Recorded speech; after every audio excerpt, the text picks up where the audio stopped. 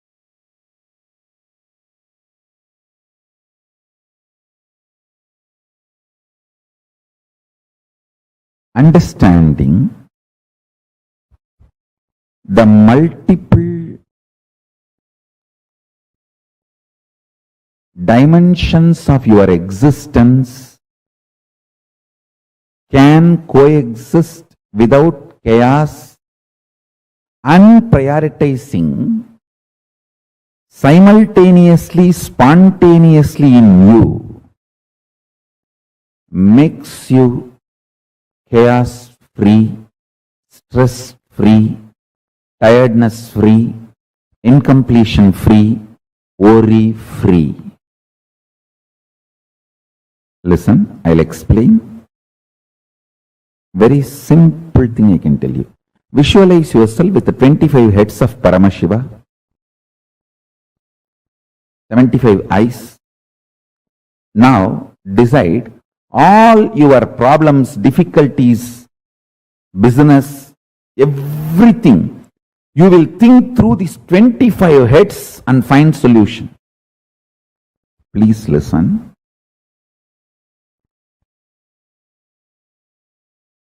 These visualizations like 25 heads of Paramashiva, 75 eyes of Paramashiva, 50 hands of Paramashiva, all these expands your conscious elasticity. Mark these words. Mark this word.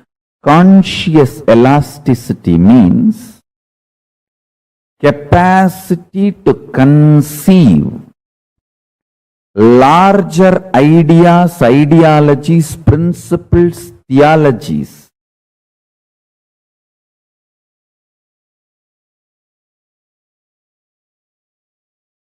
Let me come back to the subject I was talking. Visualize you with 25 faces. I tell you, every day you are also doing all these 25 actions.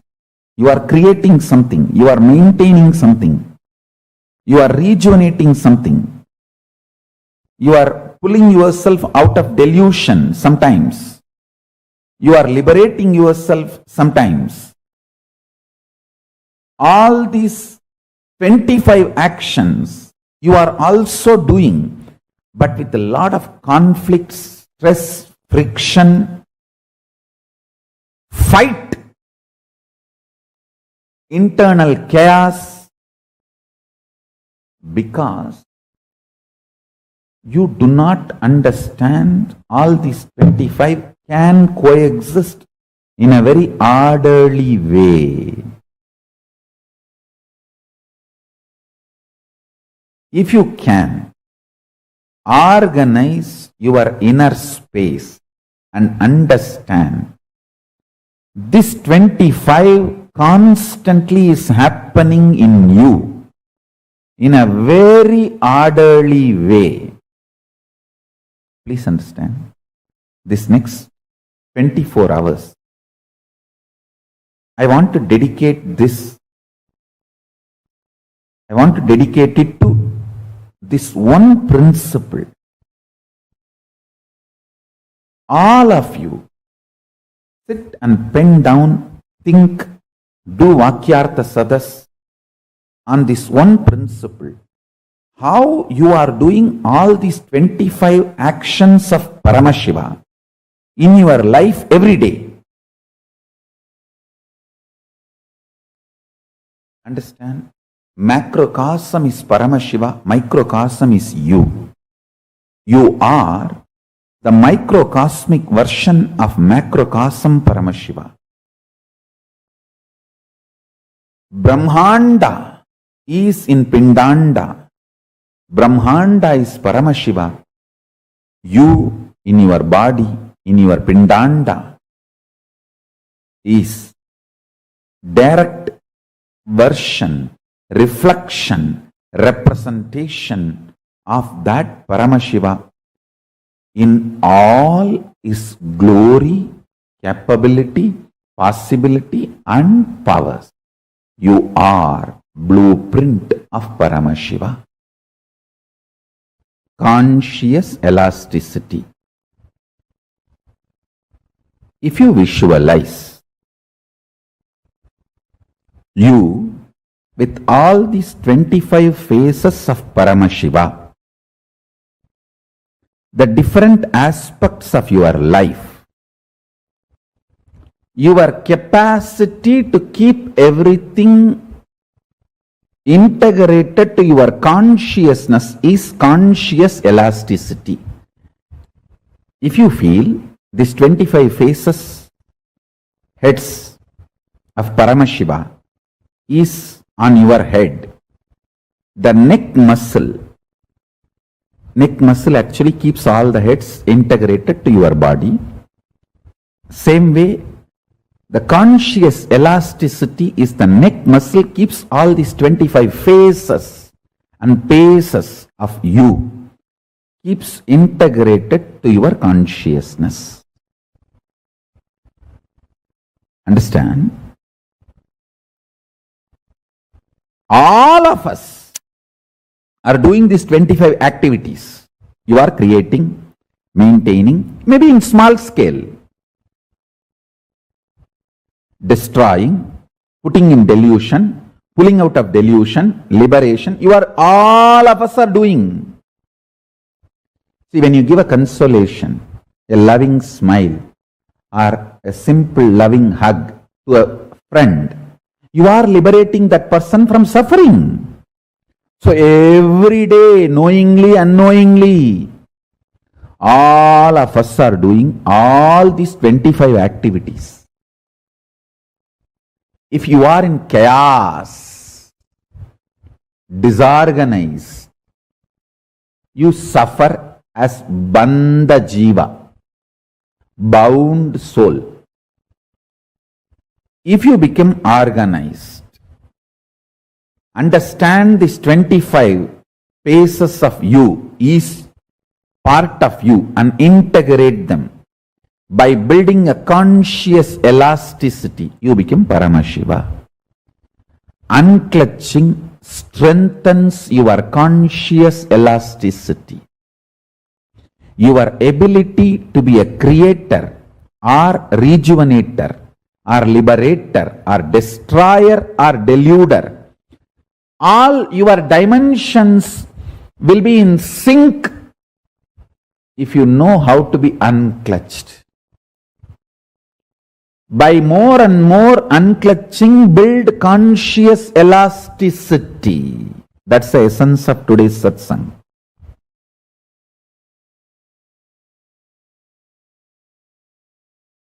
When we meditate on powerful cognition, our thought current also changes immediately. Mohit Kup Chandani, listen. When you actually unclutch not just your thought currents, your liver, your kidney, your intestine, the very elasticity and plasticity of your brain changes. Listen. Youth means whose brain still retains the elasticity and plasticity for the new, exciting, enlightening life, intense life. Youth has nothing to do with based on your date of birth, year of birth. Youth means whose brain is plastic enough, elastic enough to manifest the grooves, to radiate enlightenment, excitement, intensity, joy, life positivity is youth. So when you unclutch, sit in unclutching, your liver changes, your intestine balances, the elasticity and plasticity of the brain, the ability of your brain to develop the new grooves changes. It's no more a dead frozen stone. It's a living clay in which the new grooves can be formed.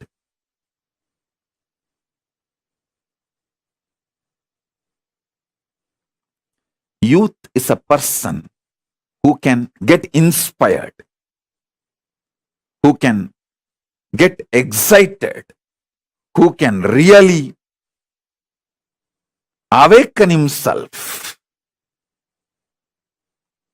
for developing the grooves of enlightenment.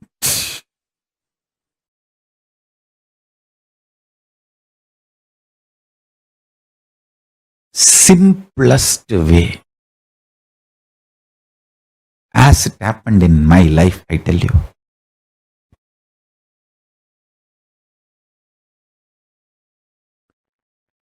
I just know my Guru is Paramashiva and I am committed to him.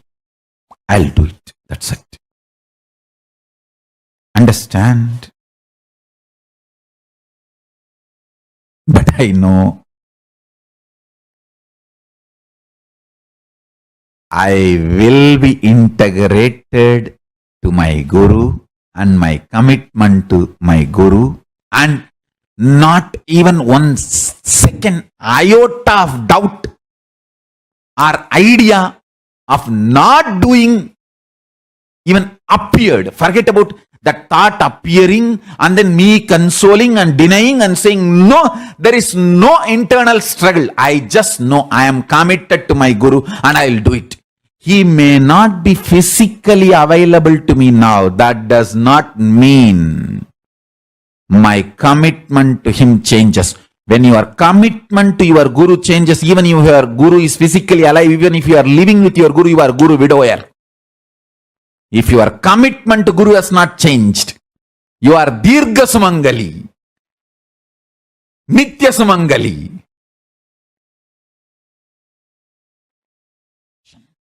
I am committed to my Guru and his word to revive the enlightened civilization, Kailasa and the planet Earth. I'll do it.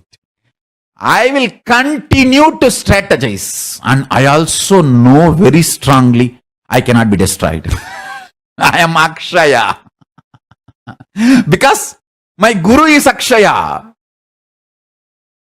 I am committed to him and he is in me. He has given me that oneness. I am Akshaya. I cannot be destroyed. I'll do it.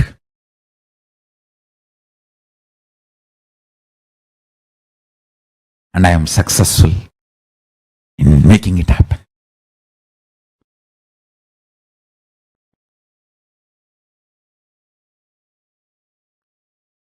I tell you,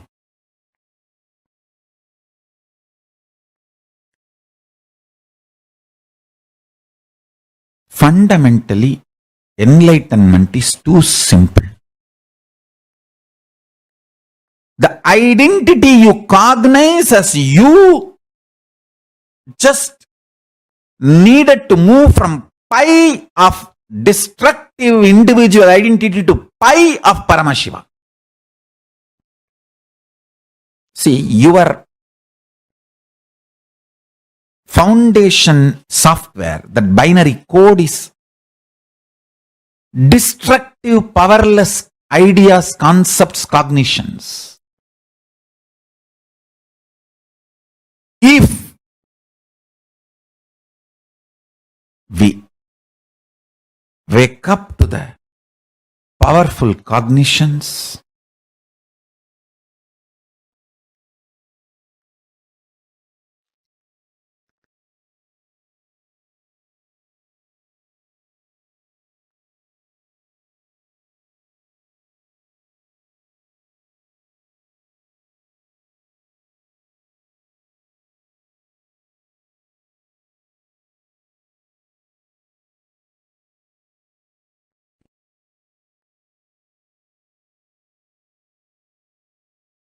I tell you,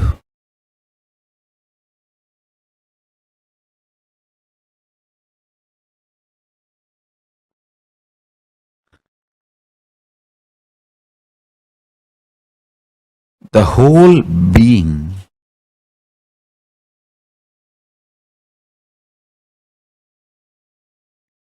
you will move in right direction. Understand? If you are moving in wrong direction, even your success is a struggle. If you are moving in right direction, even if your struggle is success. Even your struggle is success. Whether life is a struggle or success is all about the direction, not about the speed or what you face during the journey. Understand? The word struggle or success, failure is defined by the direction you are moving, not by the incidents, situations, things you face during the journey. No. If your identity is right, if your Akshaya Guna, the pi, the cognitions are right, even your struggles are biggest success. Even if people feel you are struggling, you are grand success. If your Akshaya Guna, core existence is delusion, even if people feel you are successful, you are only struggling. Any obstacle comes, Madhyamaitana Mudra.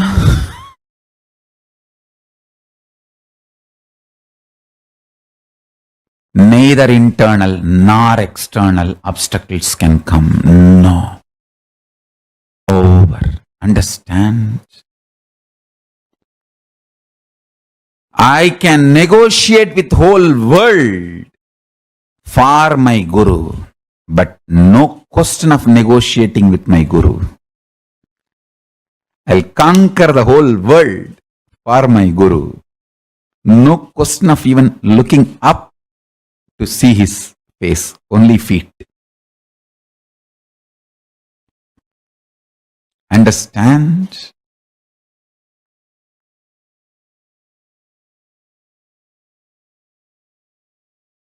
Pi of Paramashiva is Guru. If you negotiate with the core concept Akshaya Guna, then when are you going to reach and be integrated and strategize for it? Strategizing for your enlightened identity is living enlightenment. Strategizing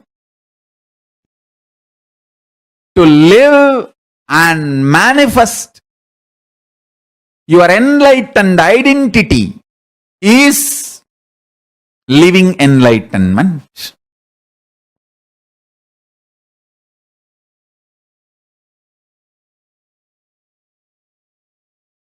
Listen now very carefully.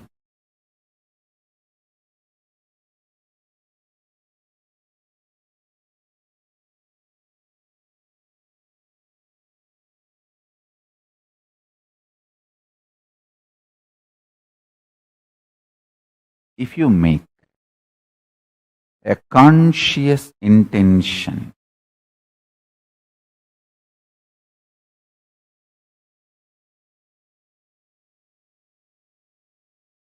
how your body should be, mind should be, you should be.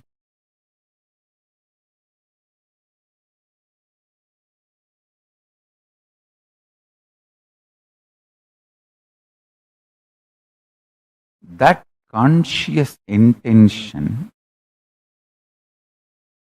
is the reality of you in the highest cosmic space, Kailasa,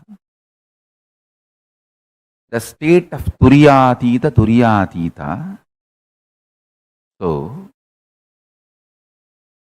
once you make a conscious intention,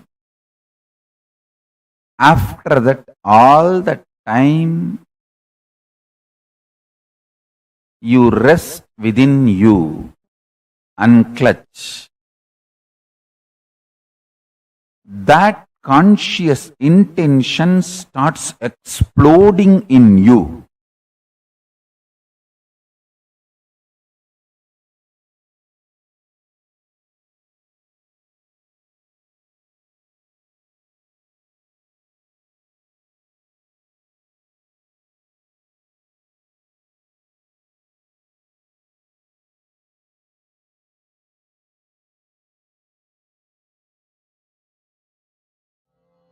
Om Nithyananda Paramashivoham.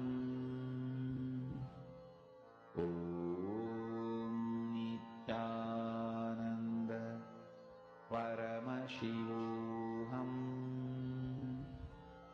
Om Nithyananda Paramashivoham. Om Nithyananda Paramashivoham.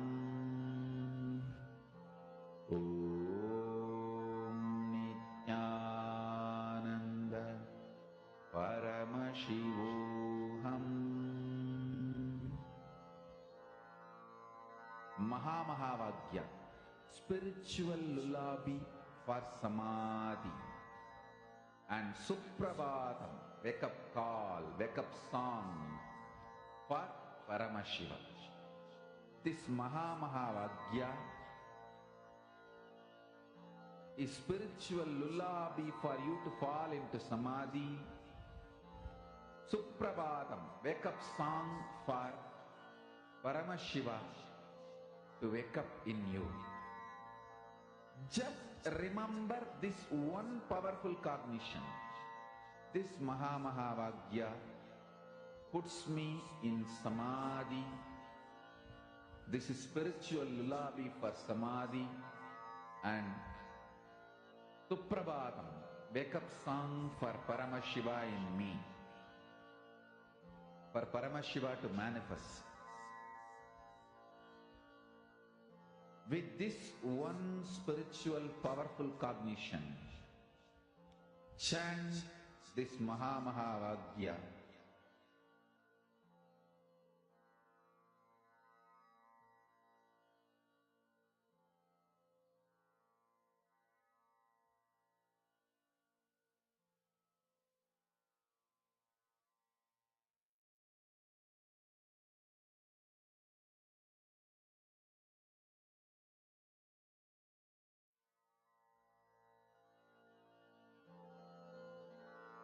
Mahamahāvāgya, spiritual lullaby for samadhi.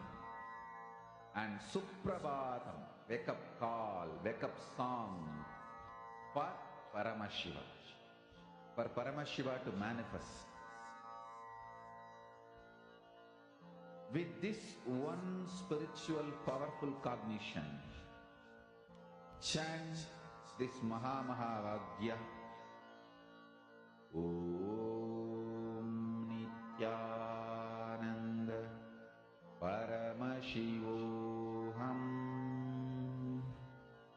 Om Nithyananda Paramashivoham. Om Nithyananda Paramashivoham.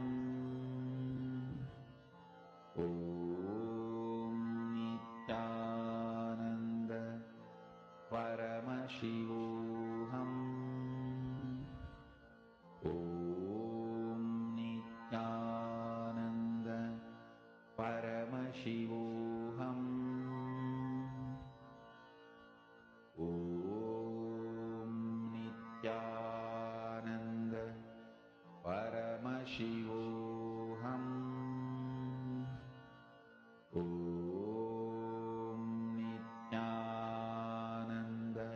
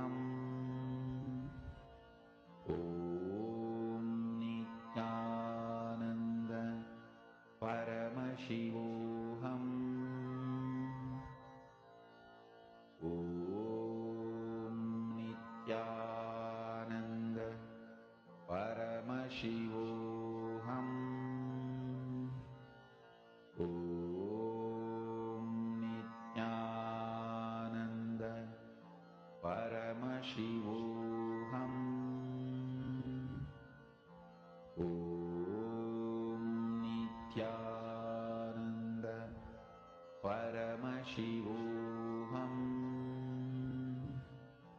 Om Nithyananda Para Nithyanandam. Hope all of you understood what is conscious elasticity. How many of you clicked it? What is conscious elasticity? What is conscious elasticity? Come on. Swamiji had elaborately explained this. Anyone here who is coming for the very first time, see, this is Paramashivoham Level 3 program. So if any of you are coming here for the very first time, we are teaching a lot of advanced syllabus, advanced topics. So do let us know. That way we could help you understand it better, because it will take some time for understanding it. If you don't understand something, please do let us know. Okay. Laurent, you're saying you do not know. Okay, I'm going to explain to you all now. Once again, recapping what Swamiji had just revealed to us. See, the ability for us to be able to cognize subtler and subtler truths. See, anytime you are cognizing the most subtler and subtler truths about the existence, universe, the conscious elasticity in you increases. This conscious elasticity is literally your ability to be able to involve with life, to be able to perceive life, cognize life, and without getting reactive, getting agitated or reactive with anything that you are doing. The ability for you to be so expansive inside of you, where just the way you are, the way you cognize the things, the kind of powerful cognitions. How many of you feel like just sitting and sitting in the sessions, listening to Swamiji, or during the darshans, you just feel like something is happening in you, you're just expanding, expanding, expanding. How many of you have this feeling? Oh my God, what's going on inside of me? Why am I just feeling like something like it's so big? And you feel like, wow, like expanded. How many of you feel this?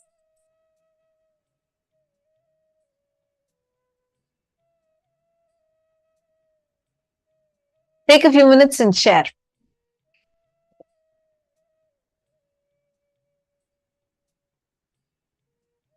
How many of you feel like, wow, this is just too much? Like, what am I having? I'm just experiencing so much.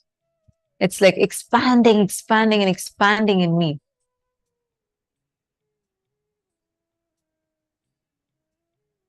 That feeling is coming because the conscious elasticity in you is increasing. Now, take a few minutes to cognize how you are doing these 25 things in your life. How are we all doing this 25 into 25 in our lives? Because when we understand that, that is when we understand about how we are how that literally you'll feel that expansion happening. Just in the previous internalization exercise, all of us did this, right? We all went through and wrote down what is that 25 into 5 into 5, and how the 25 things are happening inside of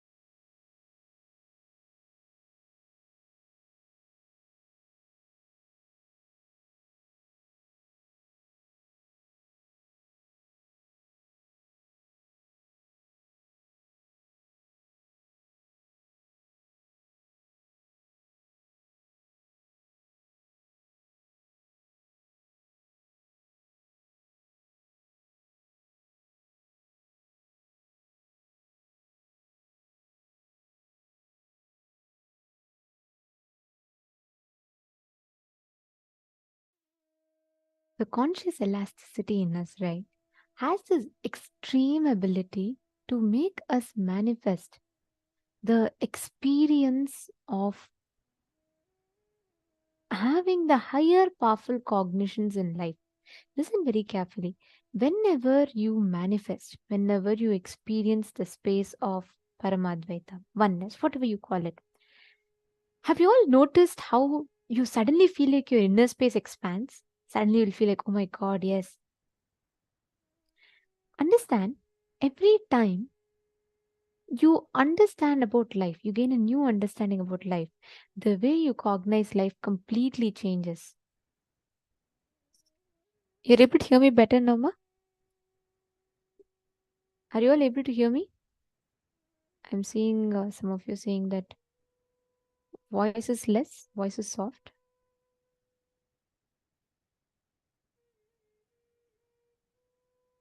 Is this better?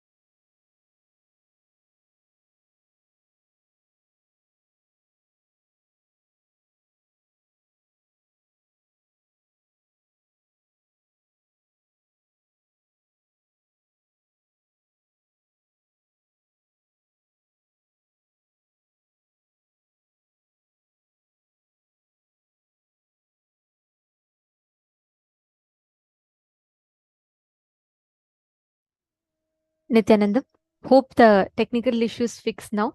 Are you all able to hear me clearly? Is audio better for all of you? Nithyanandam.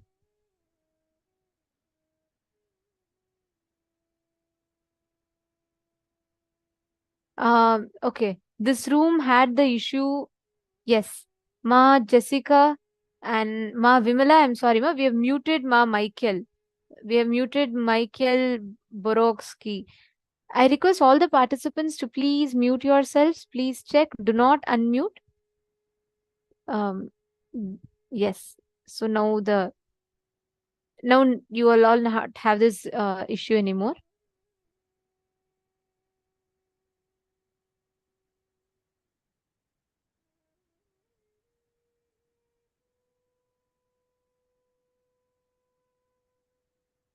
Yes.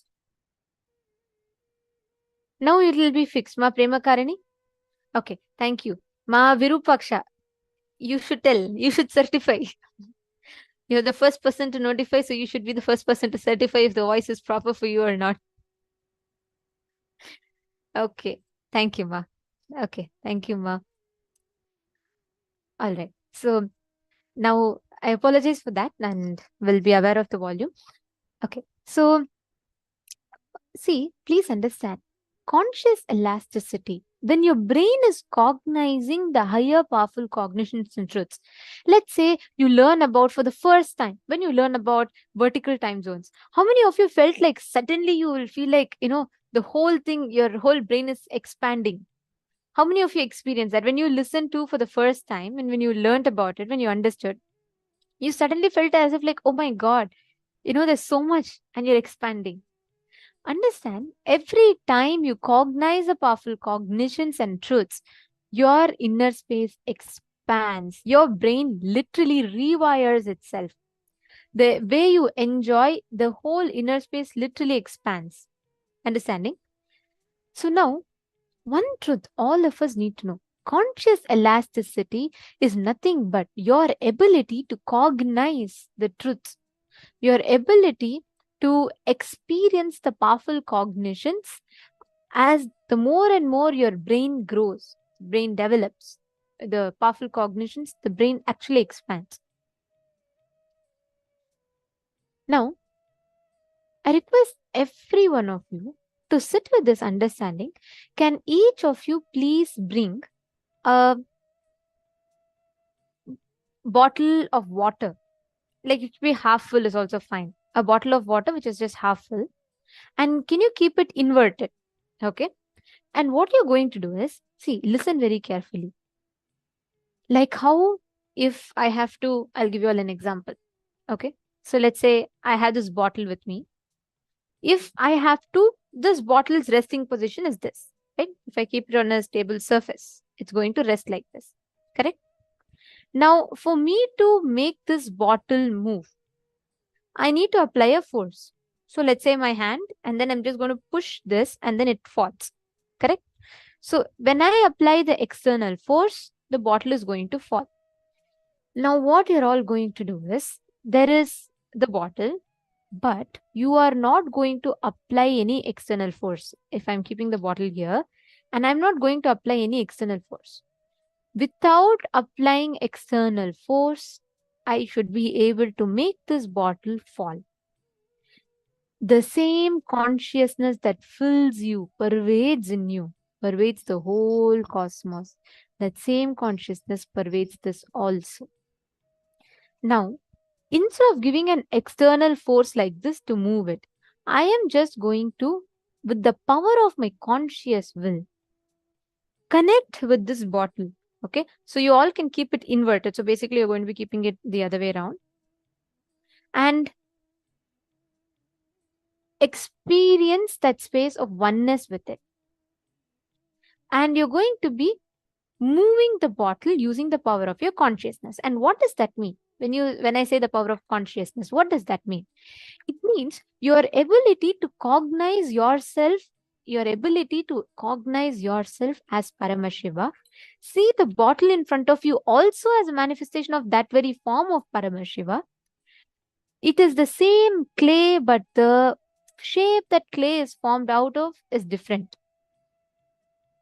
The same clay, like I can take a play-doh, I can make Ganesha with it, or I can make a mouse with it, or I can make a camera with it. I can make whatever form I want with it. What do you want to make with that? What form do you want to shape that clay into? The whatever form you shape it into, the essence of the clay is the same, correct? Same way, whether the bottle, which is one more manifestation of Paramashiva, or you, who is also an extension of Paramashiva, you're all made of the same material. With that understanding, I request each of you to keep the water bottle inverted. You're going to be manifesting the power to move the bottle from your conscious will. See, all of you start. Sit now. Take your water bottle and keep it inverted. Take a few minutes. All of you take your water bottle, keep it inverted. All the participants, can I see every one of you keeping it inverted on your silicone device? Come on. Sumit Agrawalaya, Satyajata Shivaya, Wankian, Akashaya. Come on. Yes, I see Akash Geronimus keeping it. Sheely. Please take your water bottle and keep it inverted. Junji Wong. Nithyanandam. Chandrasekharaya. Alex. Come on, all of you take a few minutes and quickly keep your silicone device and keep your water bottle inverted. We are now going to be playing a video for all of you. Just watch it. Okay, see, basically, you're going to be intensely looking through your third eye. Look at the object, intensely look at the object. And you're going to be chanting the Mahavakya. We are going to be playing the Mahavakya. Through the third eye, you're going to, that's the conscious connection you have. And you're going to move it, just will it to move. Like how move your hand with your will, like that you're going to move it. Clear? Please start.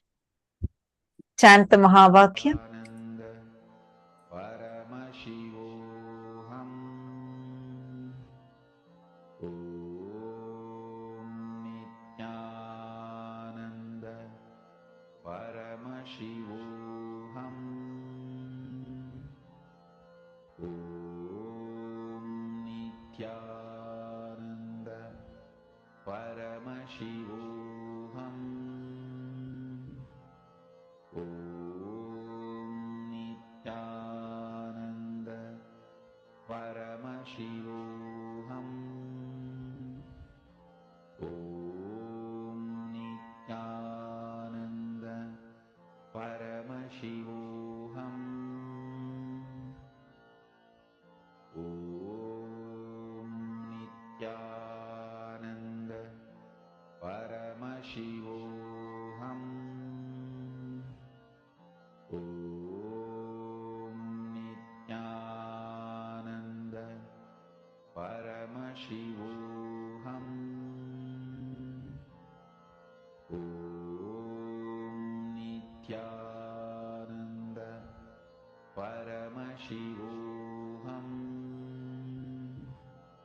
Om Nithyananda Paramashivoham Om Nithyananda Paramashivoham Om Nithyananda Paramashivoham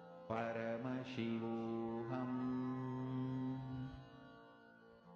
Om Nithyananda Paramashivoham. Om Nithyananda Paramashivoham. Om Nithyananda Paramashivoham. Om Nithyananda Paramashivoham. Om Nithyananda Paramashivoham. Om Nithyananda Paramashivoham. Om Nithyananda Paramashivoham. Om Nithyananda Paramashivoham. Om Nithyananda Paramashivoham. Om Nithyananda Paramashivoham. Continuously chant the Mahavakya, and I request, I see many of you are not focusing, you're getting distracted. See, listen very carefully. It's not about you concentrating, you don't need concentration for manifesting powers, but you need to bring that space of oneness. Concentration is not required for you to focus on the object, put stress, no. Sit in a relaxed manner. It doesn't matter like what you're, like, it's not about the focus or anything, but it is about you ensuring again and again the space of oneness inside you. And what do I mean by that? Just remind yourself the powerful cognition that Swamiji explained right now. Remind yourself exactly that. How that powerful cognition you can apply right now.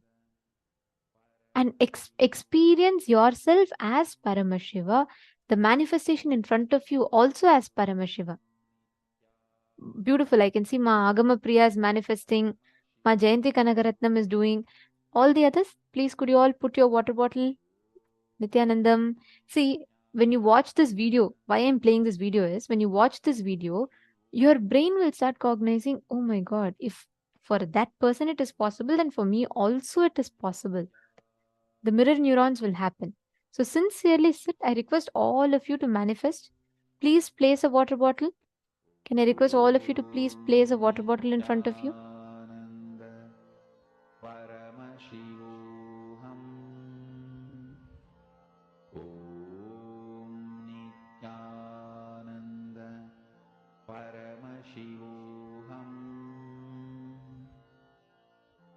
Om Nithyananda Paramashivoham. Om Nithyananda Paramashivoham.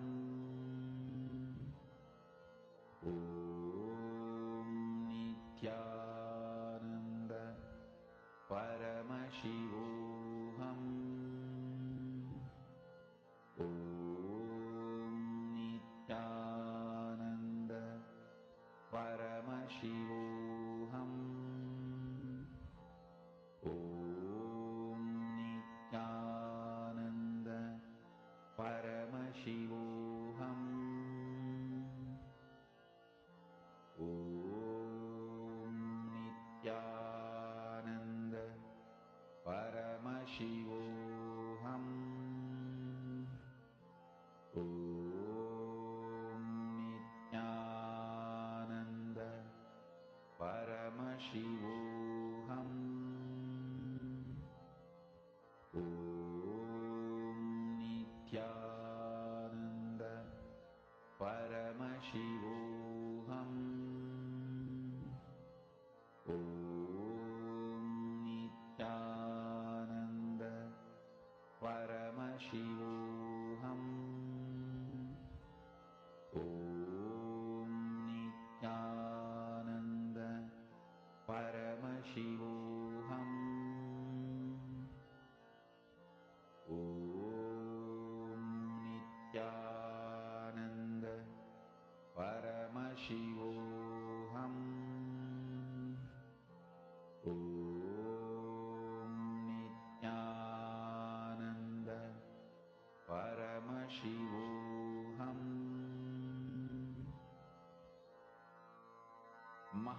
Mahavagya, spiritual lullaby for Samadhi. And Suprabhatam, wake up call, wake up song for Paramashiva. This Mahavagya is spiritual lullaby for you to fall into Samadhi. Suprabhatam, wake up song for Paramashiva to wake up in you. Just remember this one powerful cognition.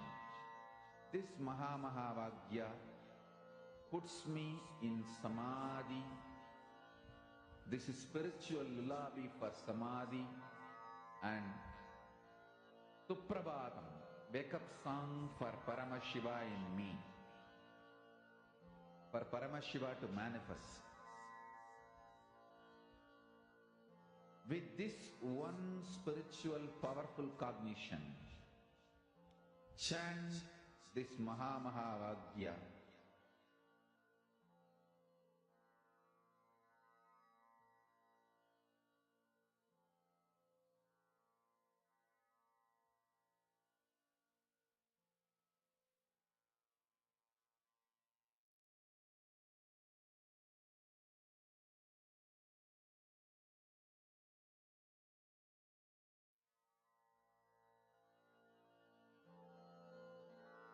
Mahavagya, spiritual lullaby for Samadhi. And Suprabhatam, wake up call, wake up song for Paramashiva. For Paramashiva to manifest. With this one spiritual powerful cognition, chant this Mahavagya. Om Nithyananda Paramashivoham. Om Nithyananda Paramashivoham. Om Nithyananda Paramashivoham.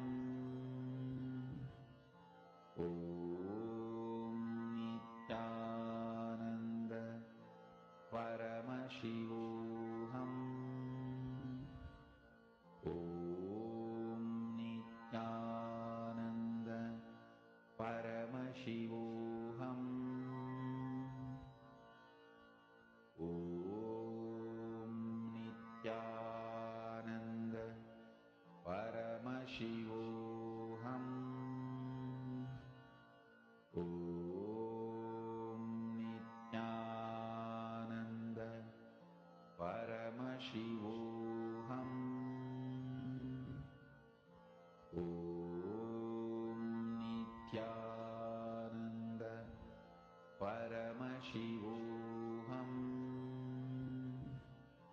Om Nithyananda Paramashivoham. Om Nithyananda Paramashivoham.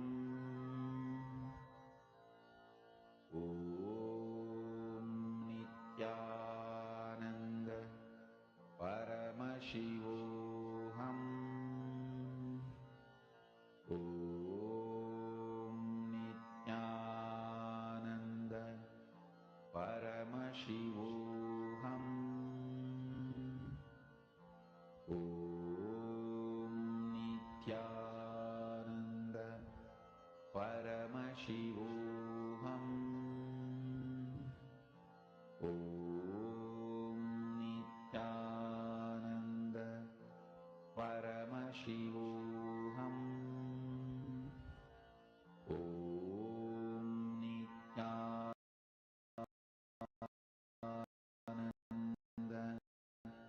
Paramashivoham. Om Nithyananda Paramashivoham. Om Nithyananda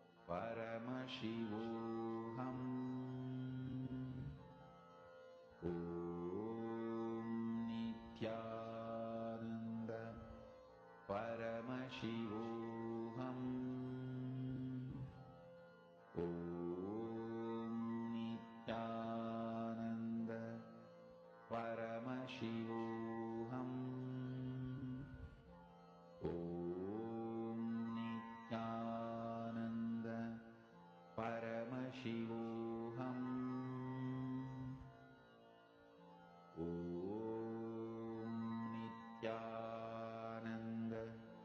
Paramashivoham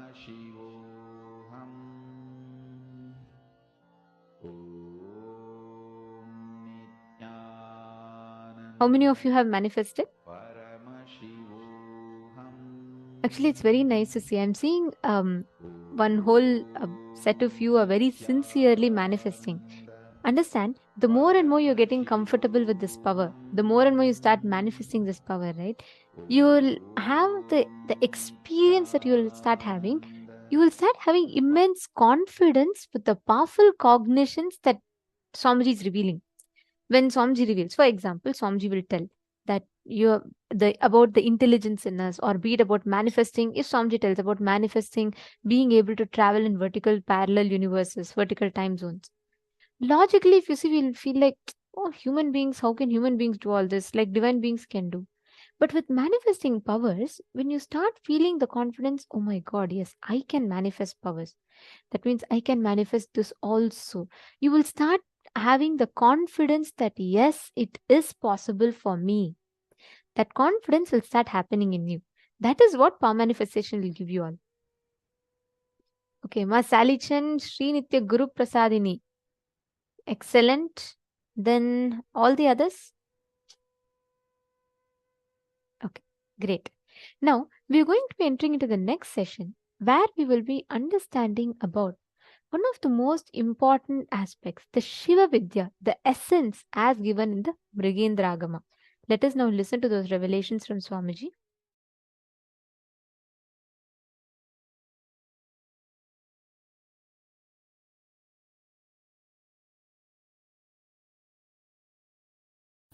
I'm going to introduce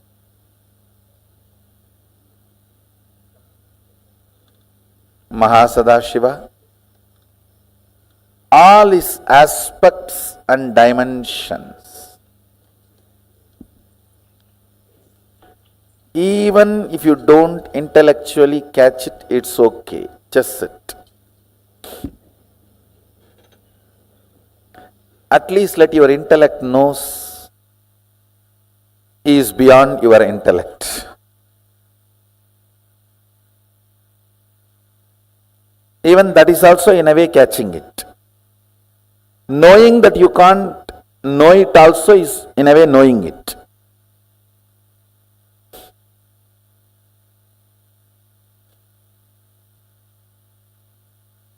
So you can see Mahasadashiva's, the way he describes himself in Agama with Adi Shakti. You can see him with 25 heads. I should say, head without third eye is head. The moment third eye is awakened, it is no more head, it's identity.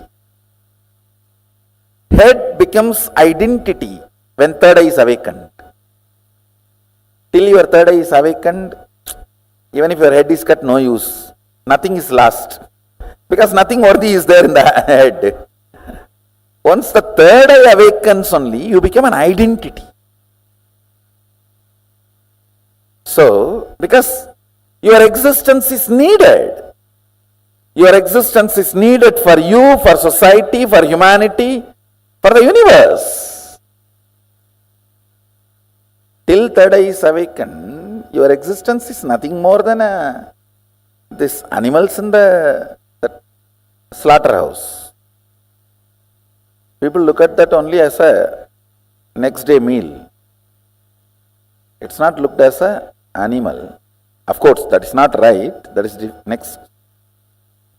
So you can see him having 25 heads. First layer 9, second layer 7, third layer 5, fourth layer 3, last layer 1. Listen, actually this 25 is not number 25.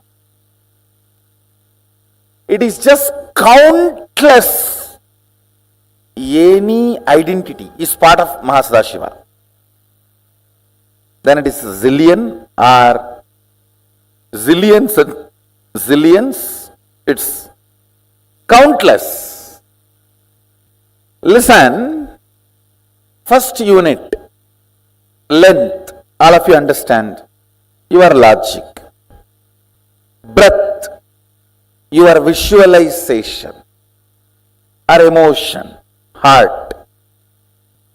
Understand, as long as there is only length and breadth, only these two exist. But when the length and breadth gets matured to depth, not only depth is born, in depth there are many other things born. Listen, when there is a water and land, these two are separate two units. When the water and land gets mixed, not only the fertile land is born, in the fertile land multiple things are born. How many of you are catching it? That multiple things in depth, when the length and breadth operates, the first thing starts is Shabda. Shabda. In depth, length and breadth crisscrossing, your visualization and your logic crisscrossing. In depth manifests Shabda. Like one man, one woman becoming husband and wife and living in a home creates Shabda. Man is length, woman is breadth, house is depth. It is not just length, breadth, depth. Now the side effect starts. So that is why from the head of the depth, the multi-dimension starts. The next second layer is not called second layer, multi-dimension. Listen, because in that Shabda head, it is not one head, it is inclusion of length, breadth, depth together. So how many heads?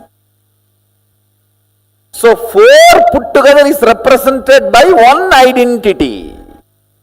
Length, breadth, depth, all these are unit dimension. This is called Tattva. Unit. Listen carefully. Just now you all understood this Shabda head. This head. All of you are able to see the Shabda head. That is 4 in 1. Am I right? Which is not. Listen carefully. To give you the first initial understanding, I told that is 4 in 1. Now listen. Length is 1, breadth is length, breadth plus breadth 2. Then depth is length 1, breadth 2, depth 3. So how many? When the depth is 6, how can Shabda be just 7? How many of you are understanding? Listen. So now, 1 length, 2 breadth, 3 depth, put together goes into multi-dimension. So it is not 4. It's how many? Let's calculate. Length 1, breadth 2. So how many it becomes now? Plus 3 of the depth. So then 6 plus the 1 Shabda, the which is outcome of this 6. So how many? Shabda is not 1. Shabda is how many? 7. Listen. 7 plus this 3 plus this 2 plus this 1.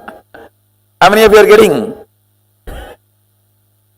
So what is the Shabda number? When you look, 13. When you look superficially, how it looked? No, first 4. 1 layer depth. When you look, how it looked? 7. One more layer depth when you looked only where it is coming. So the Shabda head is not 7. You see how he describes, when you look in the front, 9 faces appear. When you look in the side, again 9 faces appear. When you look in the back, 9 appears. When you look this side, 9 appears. Then it is round pyramid structure.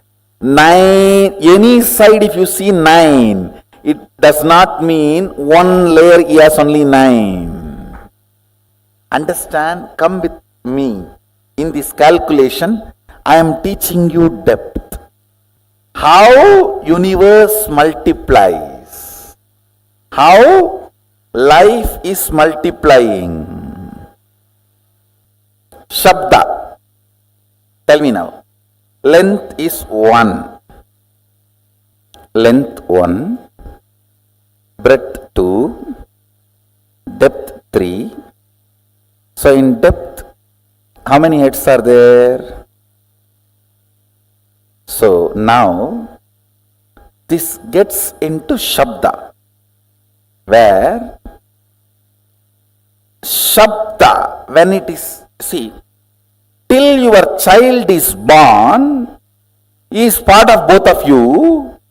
The moment he is born, he is one independent entity. The moment Shabda is born, he is independent entity having all length 1, breadth 2, depth 3 as part of him. Because he has become independent, he himself has one more length, one more breadth, one more depth. Everyone is catching?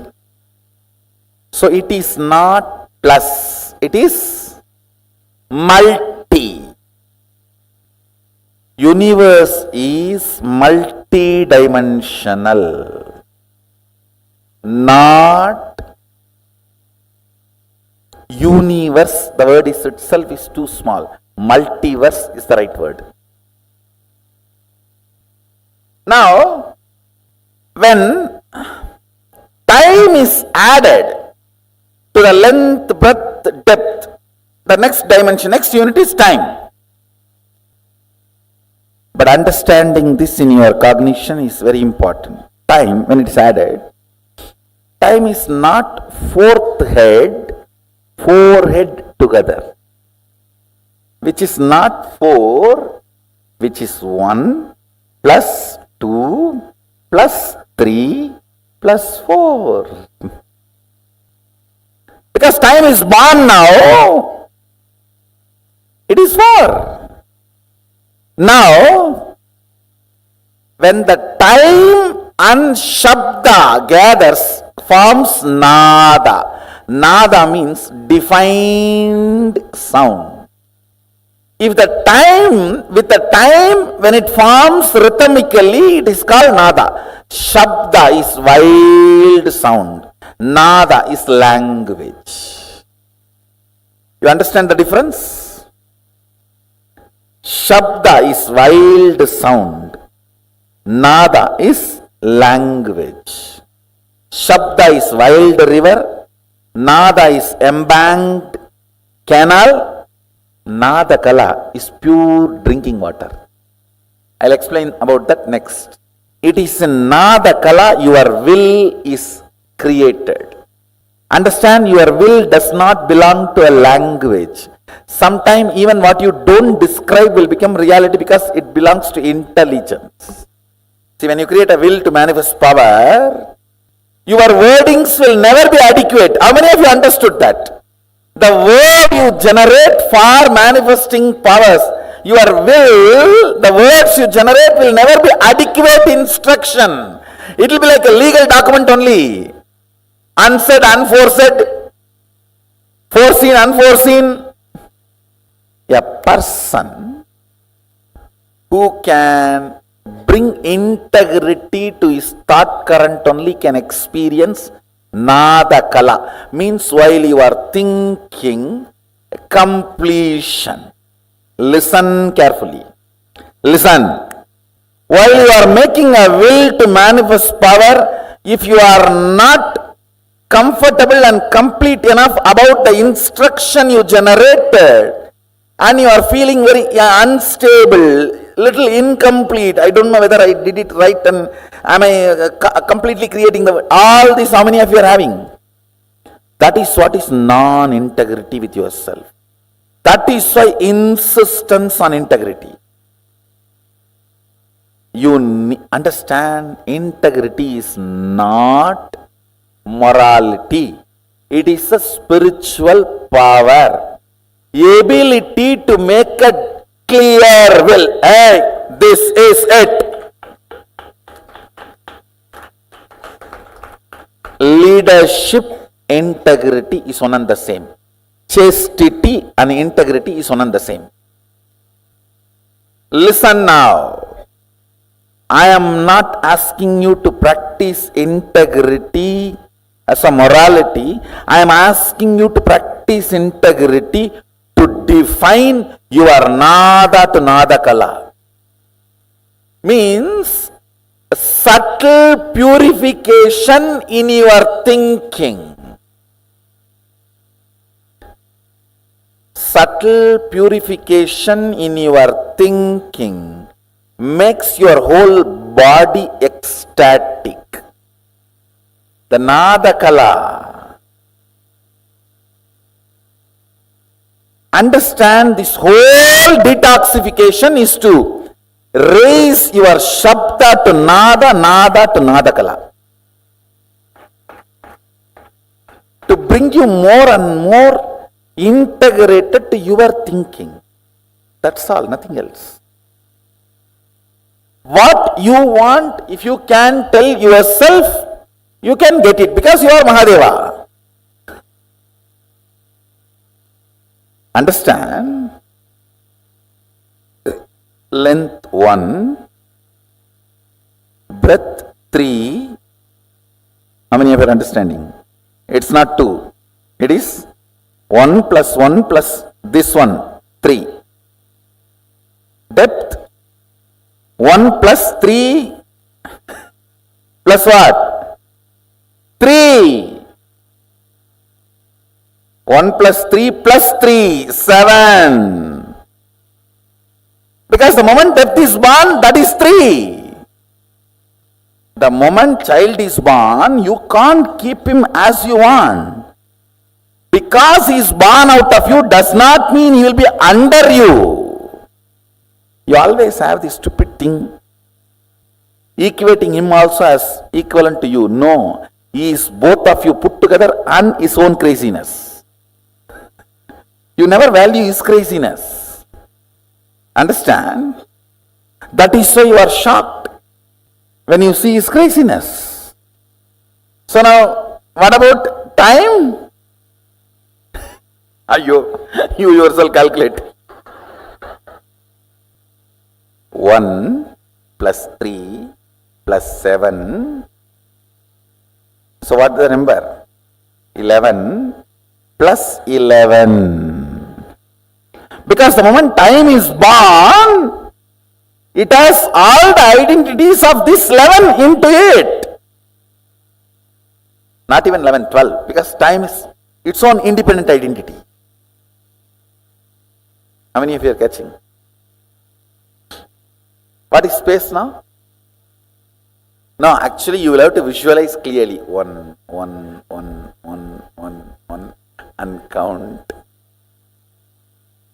By the time coffee has come to mind, no, come back. 1, 1, 1, 1, 1. I am not confusing. I am making you guys understand the futility of your mathematical length. I am just making you guys move to the next level. How many of you are catching what I am saying? It is not pyramid structure, it is living identity structure. See, again it is gone. Tell me like, now you are in the time zone. What all you can experience? The very depth of the time. Lengths, all the things. Breadths, length and breadths. Depths, length and breadths and depths. Lengths, breadths, depths and time in time. Listen, I am not confusing you, listen. Length of the length and length of the breadth both exist in time.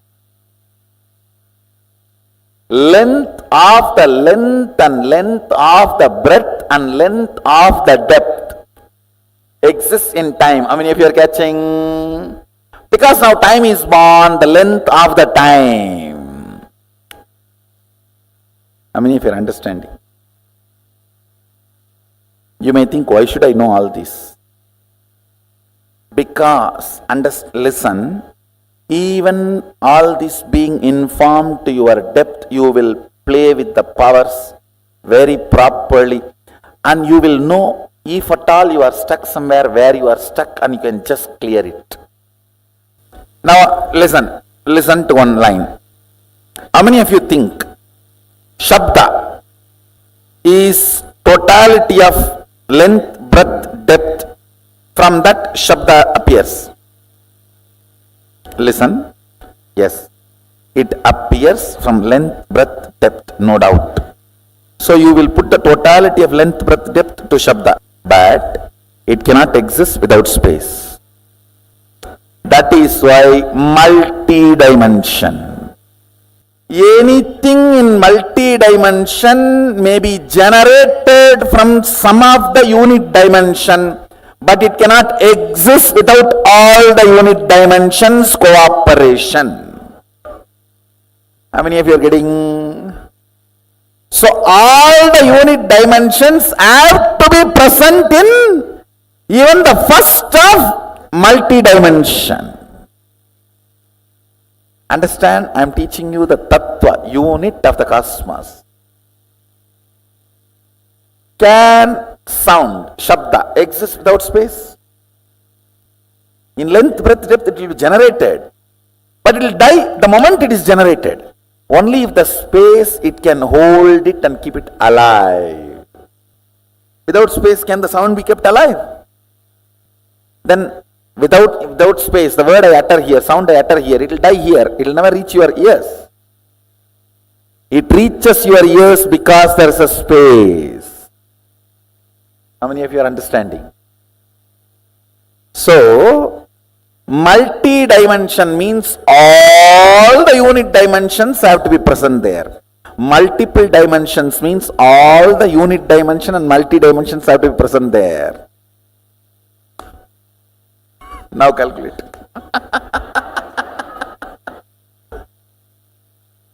You are contemplating on Mahadeva and his glory. Understand? Only when your logic understands, it cannot capture. It allows the breath, emotion to open up, devotion to open up. When your devotion also understands, I cannot capture it. Your depth opens up. Your depth says, where am I to grasp him?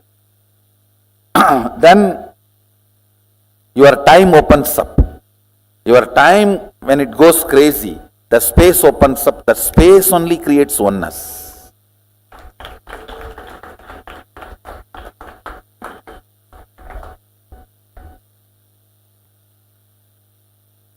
Listen, engaging with infinity is not to measure it, but to get disappeared, dissolved into it. So till you dissolve into it, you have to engage with it. You cannot say, oh, it is infinity, so I am sleeping. No. That is not. You have to calculate now. You have to engage with infinity. Oh, it is infinity, I came to conclusion I am sleeping is Vedanta. No. In Agama, you engage with infinity. Each of you, the numbers you arrive, that many number of powers you are going to manifest. Then decide.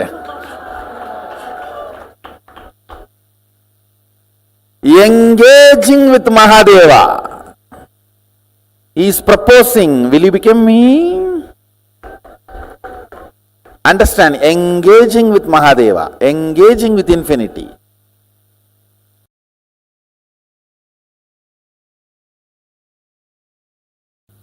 See, manifesting powers of third eye, like reading through your third eye, scanning through your third eye, is power. But understanding the fundamental principle, unit, tattva, why you are able to do? Because you connect your third eye with a third eye which is already awakened, your master's third eye which initiated you. And that third eye is connected with all the existing third eye. Then, the power you manifested through your third eye is not limited to your third eye. You can read through any third eye. That is what is powerful cognition. Understand? Now, if you have manifested 56 powers, one powerful cognition, you will manifest multiple 56 powers. 56 into 56. Because each power, when you manifest powerful cognition, you will manifest through any body available anywhere. Understand? Don't get overwhelmed. Don't feel crazy, feel gracie, not crazy.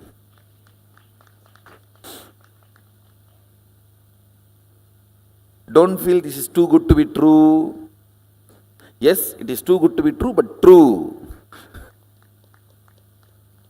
And don't come to the conclusion, these are all not for me. Even first power I am struggling with.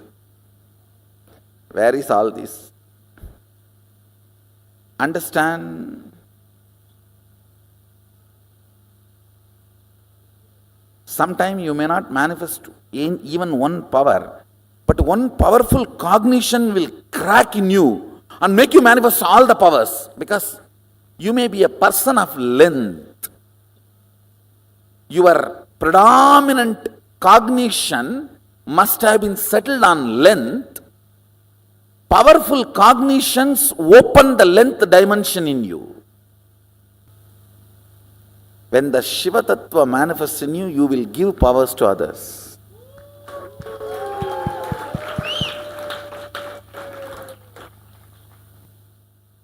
Powerful cognitions are the highest software with which your life needs to function.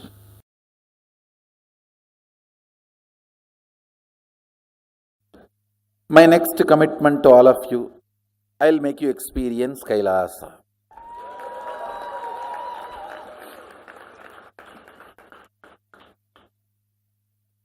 The very light of Kailasa removes all the blind spots in the beings.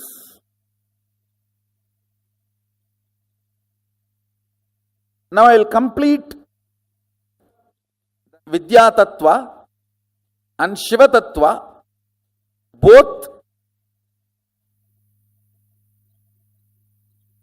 and make you experience the 11th dimension.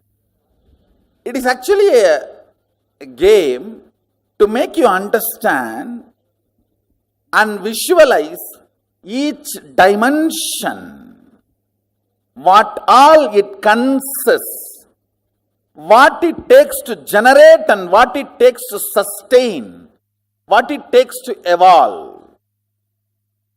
When Shabda is generated, how it is sustained as Nada and evolved as Nadakala.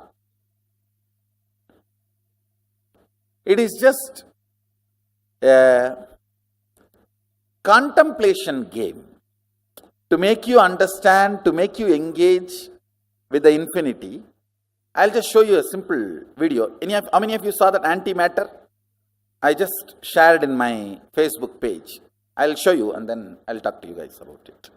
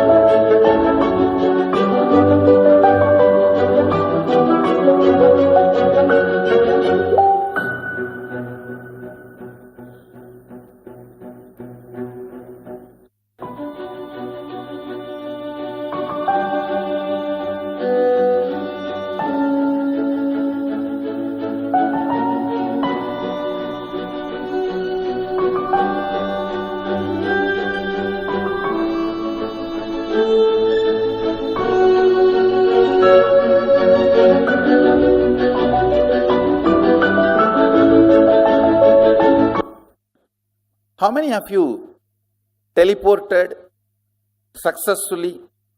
At least once, raise your hand. All of you already produced antimatter.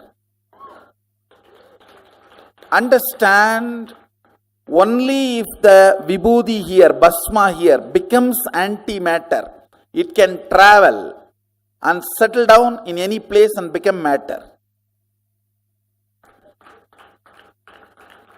Listen, I'll project now.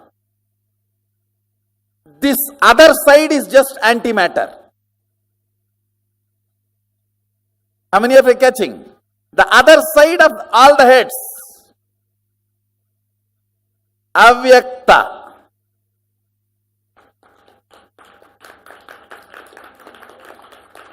Understand?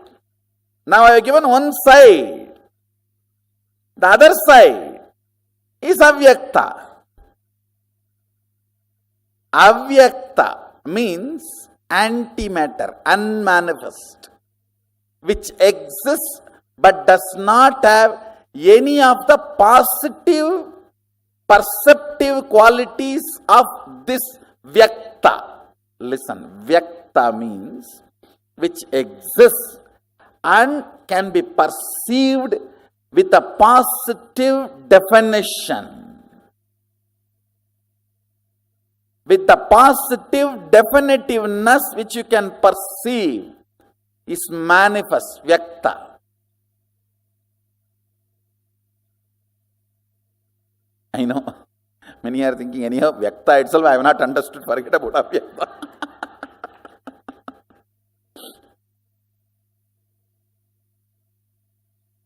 ஏண்டா மேக்ஸில் 100 mark வாங்கின, இங்கிலீஷில் ஏண்டா 20 mark வாங்கியிருக்க, அது பக்கத்தில் உட்காந்து எழுதுன கேள்றா, என்ன ஏண்டா கேட்குற? Means one father is asking his son, in maths you took 100 mark, why in English only 20 mark? Father, you should ask that to the fellow who was sitting next to me and writing the exam, not to me.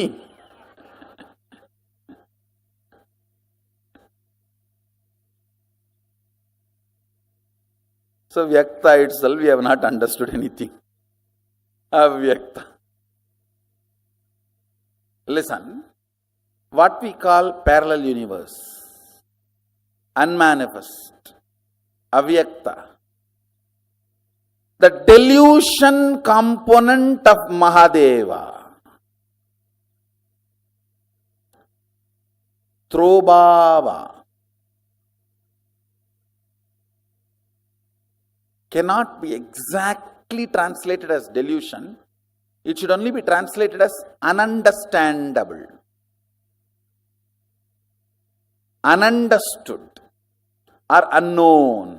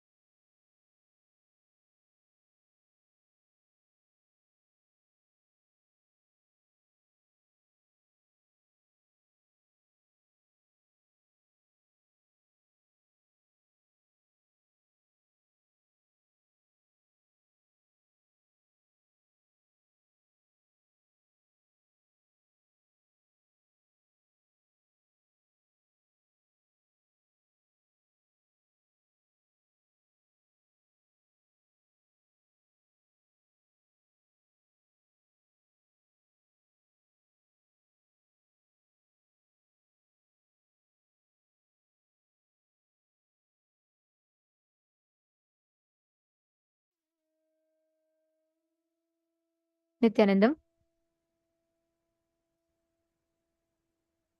Understanding this one truth about how awakening the brain grooves in your inner space, awakening, activating the brain grooves, and how you can cognize Paramashiva just by cognizing Paramashiva, how you can awaken your brain grooves.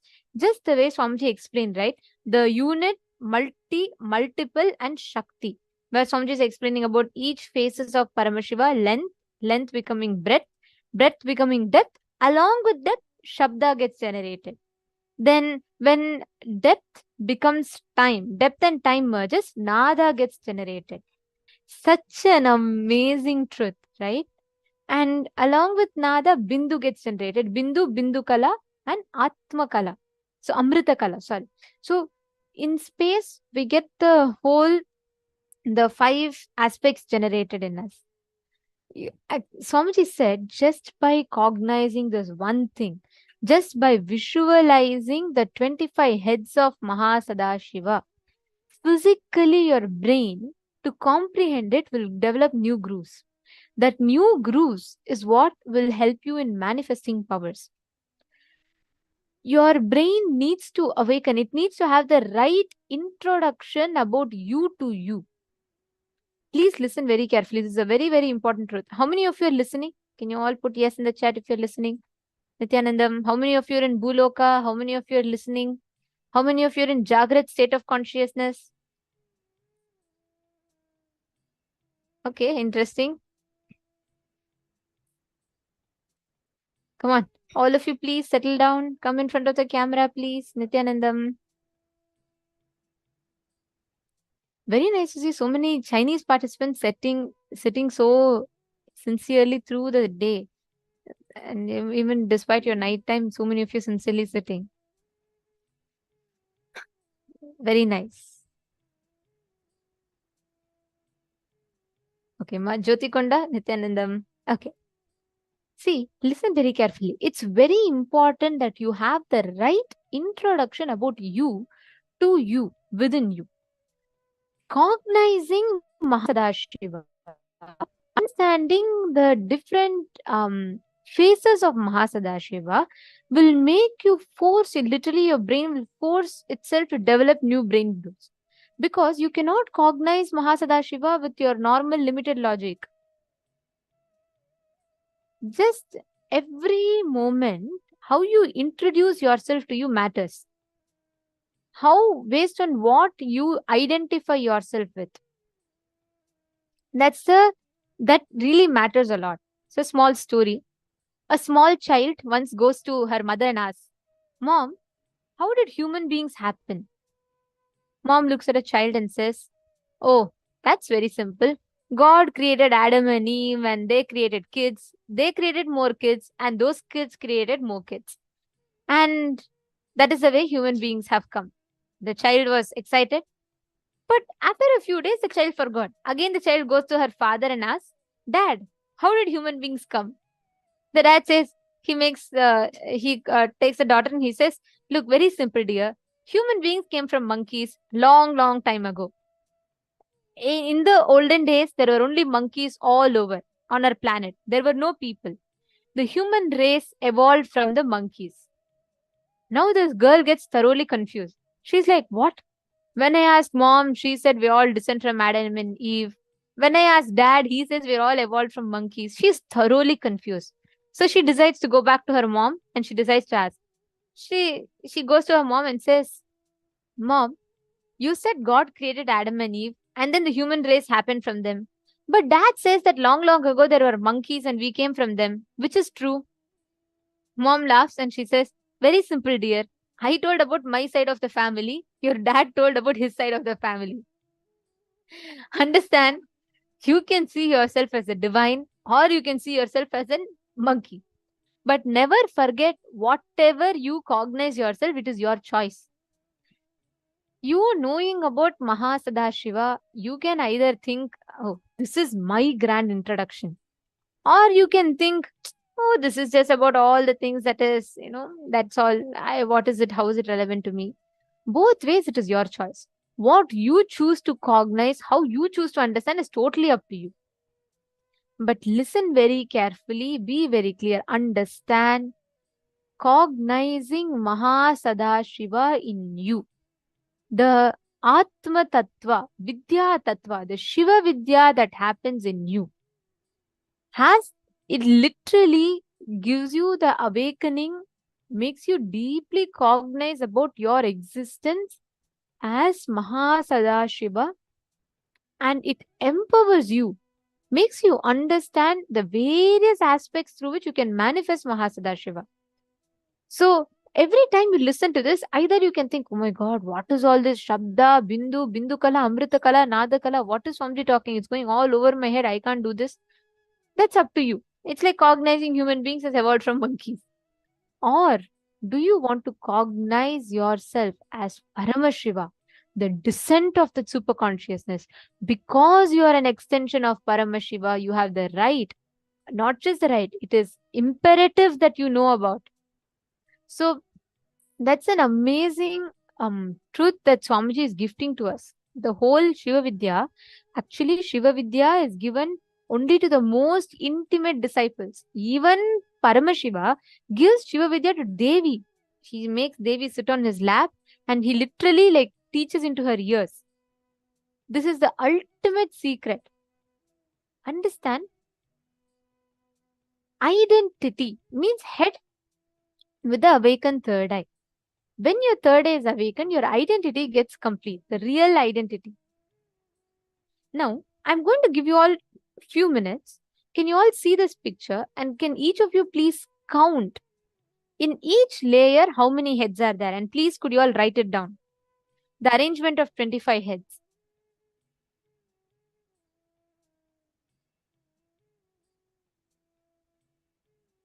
I request all the participants to please take a few minutes. Look at this image as shown to you all and pen down from there how many heads do you see? How many heads in each row?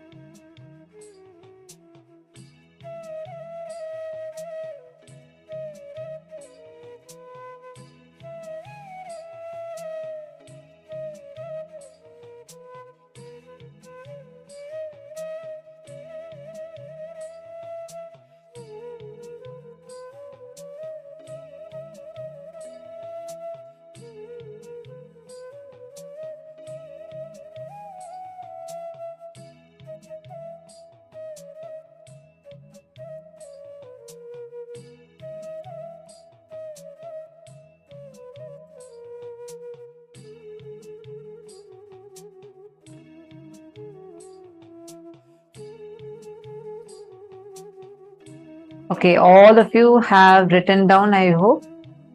See, many of you have already posted also. Great. Now, all the participants who have posted, yes, it's right. As you know, it's 9, 5, 7, 9, 7, 5, 3, and 1. So, that's the number of heads of Paramashiva in each of the rows. Now, we're going to enter a very important session. As we had mentioned earlier, this today's day is completely based on understanding about your brain and rewiring your brain. Okay, I have a question. Whenever many of you see that there are certain actions that you do, like a pattern, like you are not conscious of it, you just do it. Like, for example, you want to go to your office, you just get into your car, you're aware that you're getting into your car, and after that, your mind is somewhere else. Your body is driving the car automatically, you're waiting on the signal automatically, you're crossing automatically, then you're going, and exactly when you land in your office, you're like, oh, okay, I'm here. I came to my office. You come back to your consciousness. How many of you see like these situations where it's like your mind is almost like an autopilot mode? Your brain is more like in an autopilot mode. How many of you have seen like this? Please post in the chat. Come on.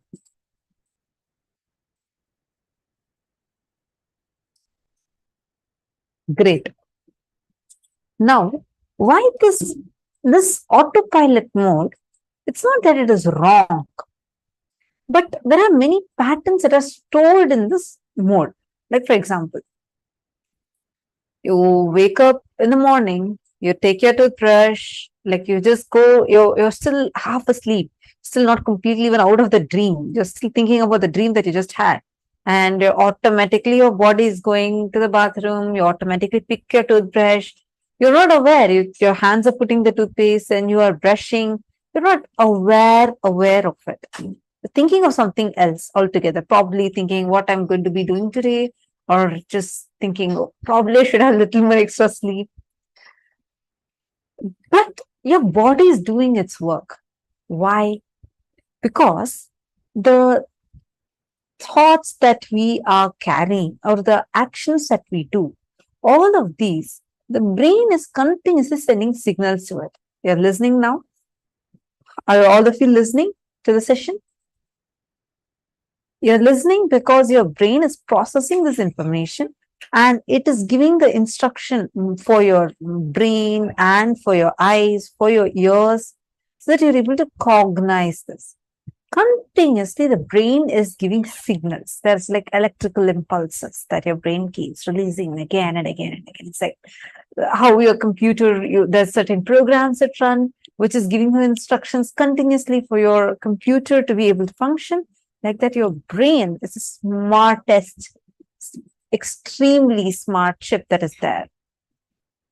And it is continuously giving instructions. Hey, move your hand, blink your eyes, listen. Now, those instructions are passed through a neural pathway.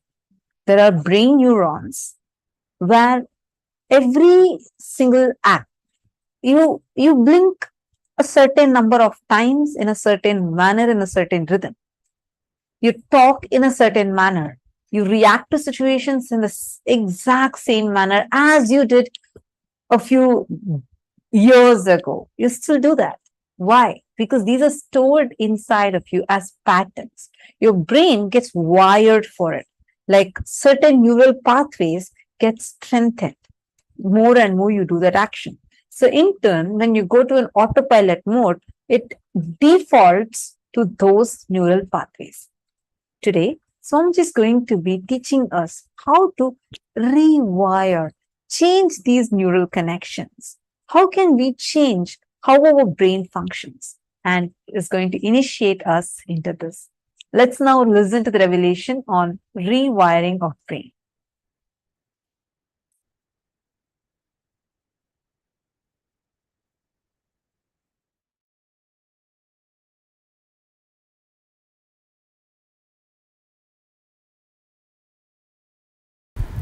from monkey to man, the whole breakthrough started just by one simple act.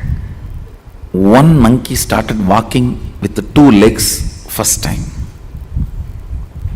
Surely he must have felt very awkward. Other monkeys would have made fun of him. They would have teased him. A lot would have happened. They would have even boycotted him from the community. He would have faced social boycott, whatever. For some reason he decided to walk with 2 legs. Understand? That brought the first breakthrough. When monkey started walking with the 2 legs, the intense blood flow to the brain started going with less speed. Less speed means more possibility for the subtle grooves to develop. More subtle grooves means more subtle activities, possibilities opening up. Means more subtle abilities manifesting. That is the way the perception of consciousness became possible for the brain. Understand? The perception of consciousness became possible for the brain because the subtle grooves started developing in the brain due to less blood flow. Please, you need to understand, the word less blood flow should not be understood wrongly. The speed and the force gushing, all that was less, but whatever is needed continued to be available. It is this simple act made the breakthrough of monkey to man possible.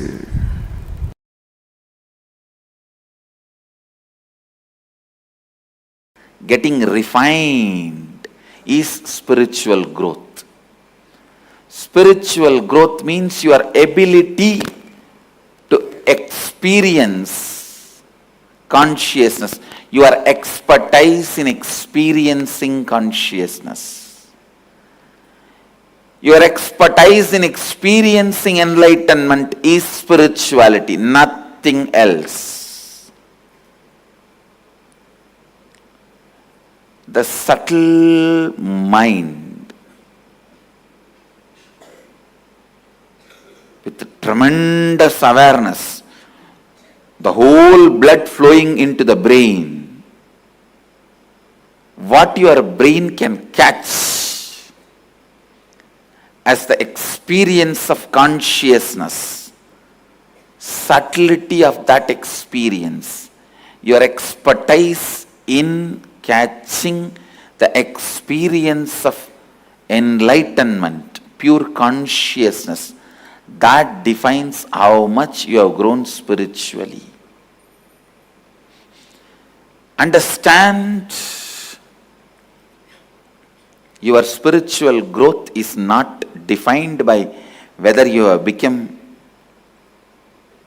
brahmachari or a swami or a kotari or a tanedar or a mahant. No.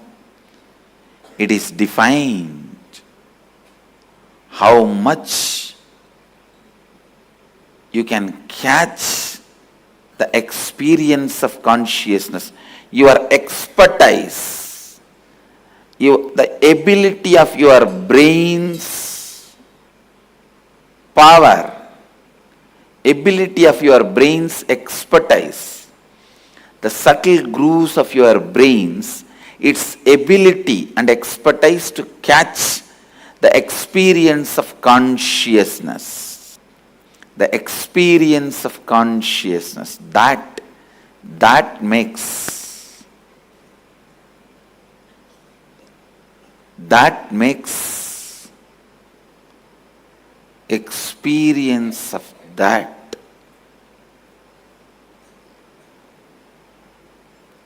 makes you spiritual. I tell you, all spiritual practices are just to develop that subtle brain grooves in you to catch the pure consciousness. Whether you sit in the banks of Ganga in silence in Haridwar, or you sit in the silence of Manikarnika, Mahasmashana in Varanasi, or you sit in the silence of Gomukh, Tapovan, understand, when your brain grooves, the subtle brain grooves,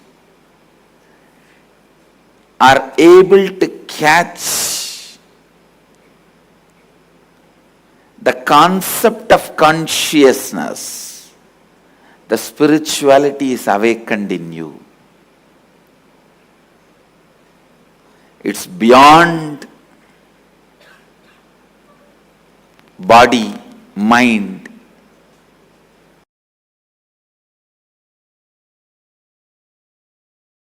Okay. The other concept that, if I try and think about it too hard, really scares me, is because I can't wrap my mind around it, is the idea of infinity.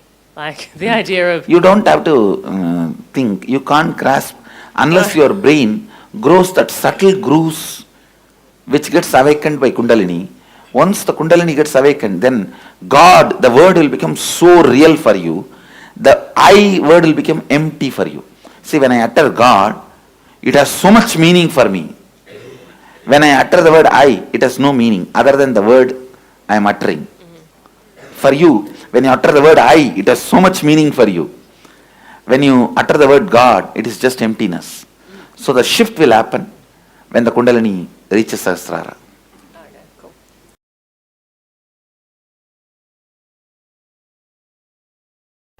Every object creates some subject in you. When you see even the photograph of a food, well organized, idli, chutney, sambar, gongra, urga. If you are a non-vegetarian person, all those non-vegetarian items, the moment you see the photograph, something is triggered in you. It's one small example I am giving. I can give hundreds of examples. Whether it is food or lust, anything, or sacredness, even sacredness. If you are habituated to praying to a God, if the moment you see his deity, something is created in you, awakened in you. So each object creates certain subject in you. And if there is an object which has awakened subjective truth in me, I can use that same object to awaken that same subjective truth in you. Master is a person in whom the subjective truth has become reality. Shivoham, the highest subjective truth, becomes reality, and whatever objects made that experience is reality in him, he can use that and make even your subjective reality awakened. He can give you also the same experience of Shivoham. Listen, whatever experience he achieved, he can awaken that same in you. Understand the subjective truth Shivoham can be awakened by the external help like yantras, mantras and Kundalini initiation. I am introducing this science to the world.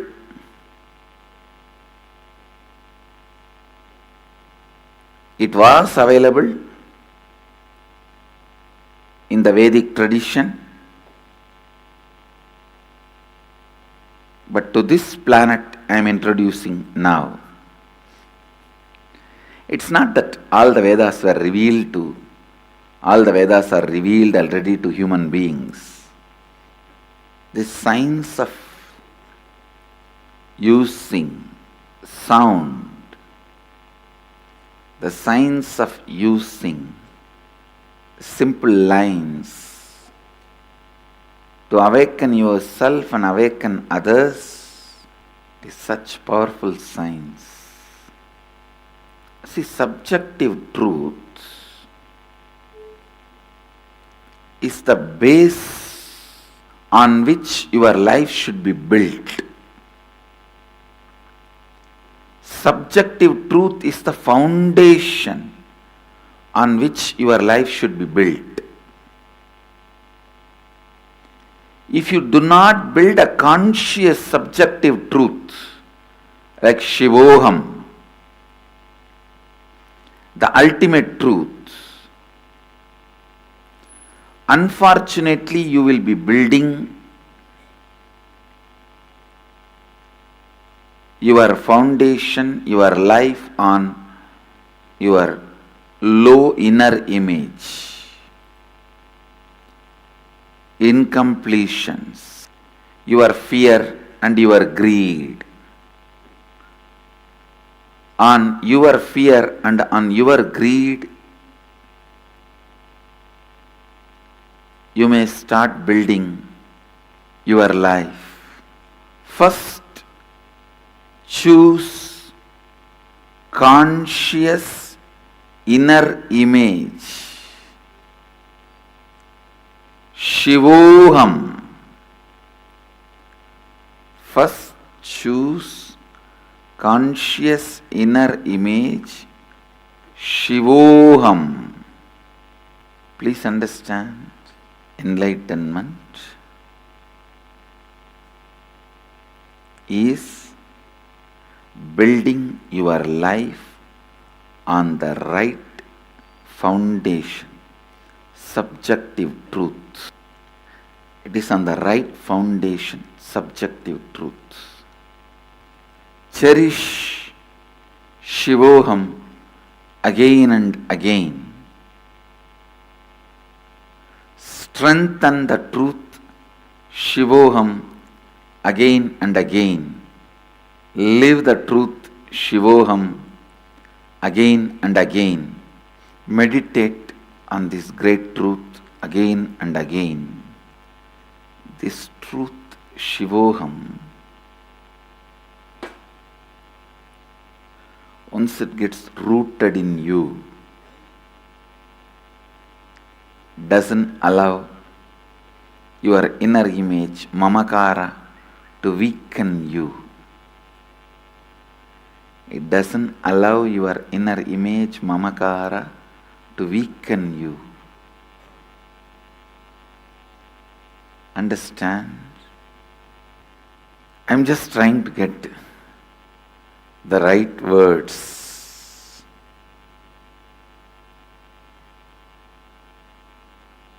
How this whole truth can be explained to all of you in simple terms, in simple words.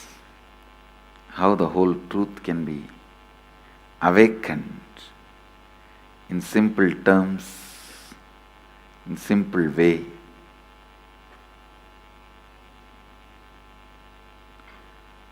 understand subtle grooves of your brain when it starts understanding the happenings inside you, it can understand any mathematics, any science, any chemistry, any geography, any history. See how you remember your past, the same way only history is written. That is a formula of history. How you remember certain facts exaggerated, certain facts neglected. Same way, mathematics. What all the basic understandings you have to add, subtract,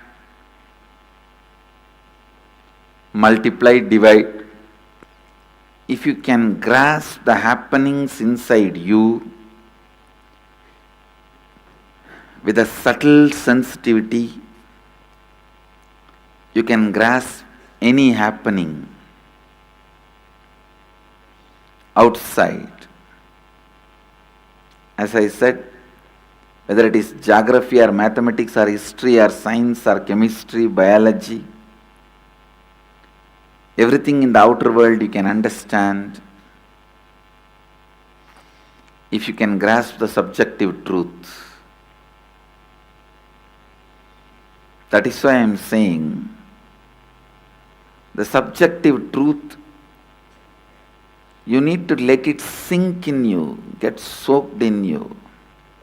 Let it be soaked in you. Let it sink in you. Just like how food, sex, all this becomes a bio-memory of an ordinary man, this Shivoham, experience of enlightenment, should become bio-memory.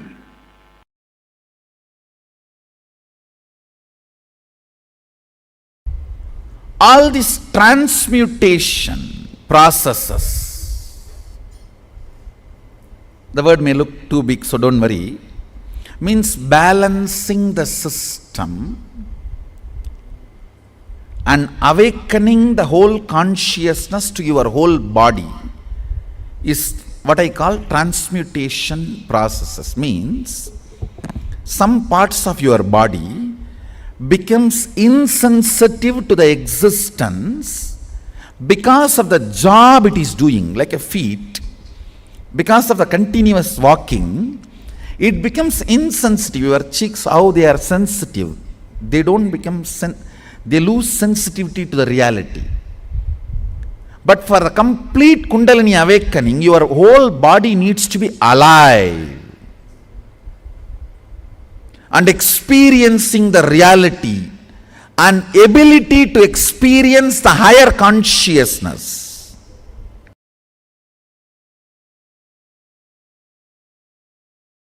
What is possible and not what is not possible is defined as part of the language. Rajaji, from my experience I tell you, all the people whose mother tongue is the language with multiple option words, for example, just for this one, Sanskrit may have 300 words. The multiple option word mother tongue people have a very high developed brain grooves. From my experience I saw. So in a way I will say, for example, if you utter a word cow, and the time it takes for the English person to grasp the visualization of the cow, and a Sanskrit person, ko, and the time it takes, at least 100th. Means the person who knows the Sanskrit catches it less than 100th time with a more precision, because the words there is wide option. So brain by its nature requires to be in high alert when you handle that language.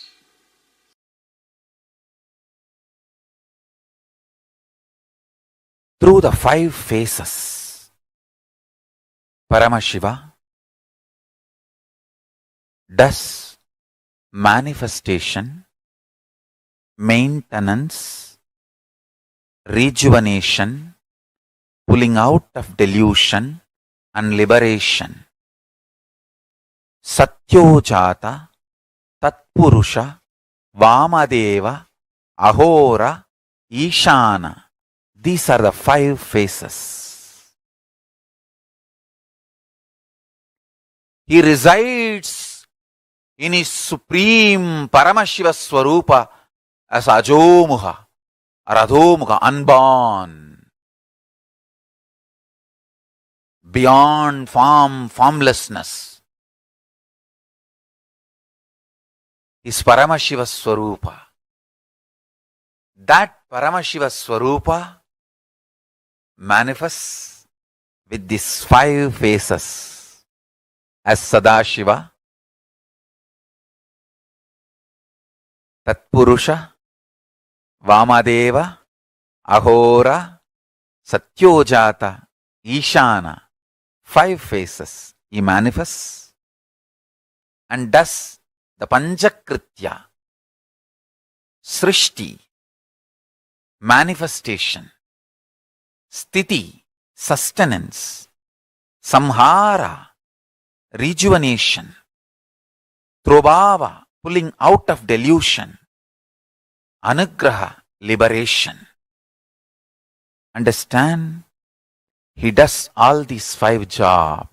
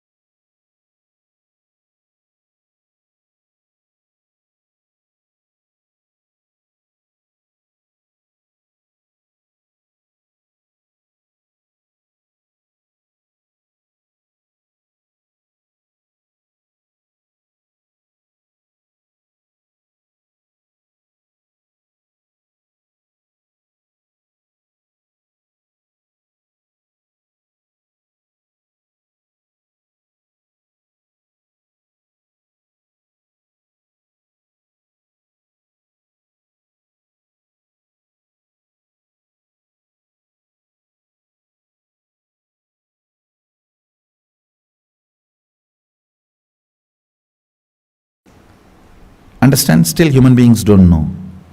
To store electricity without reducing its intensity, it is still a blind spot for human beings.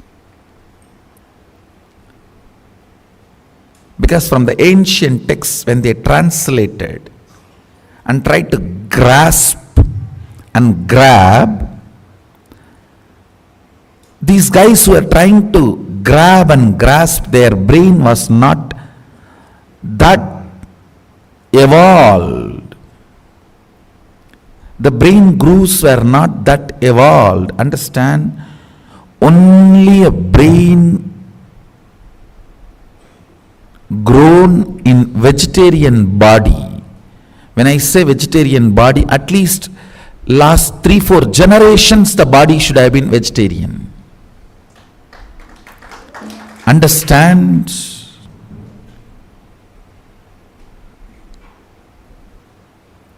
I am not trying to create any conflict. As a scientist, I have to tell you the truth. If you are born from a family where hereditary vegetarians, you are the most blessed body. You have the best body for this kind of experiments.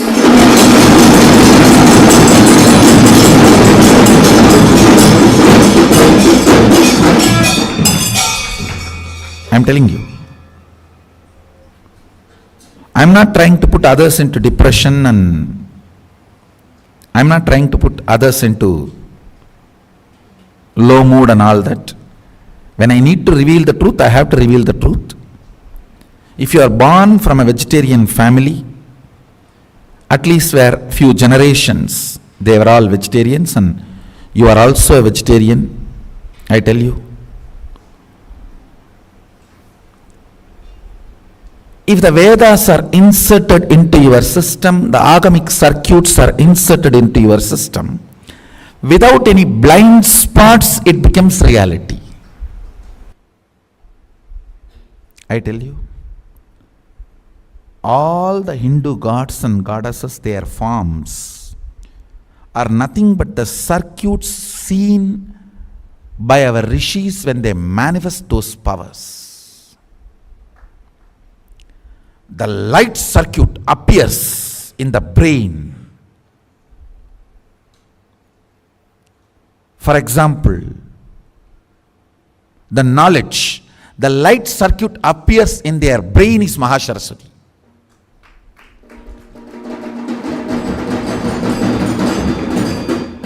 So the same dhyana sloka which they delivered, if you meditate, that same light circuit will be awakened in you.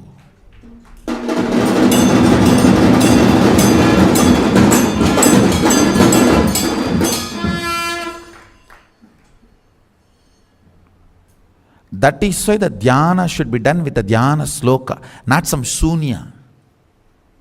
சொந்த காசுல போயடா சூனியம் வச்சுப்பீங்க. இருக்கிற சூனியம் போதாதுன்னு எவனோ AV விடுறான் சூனியத்தியான். All dhyana should be done with the dhyana sloka.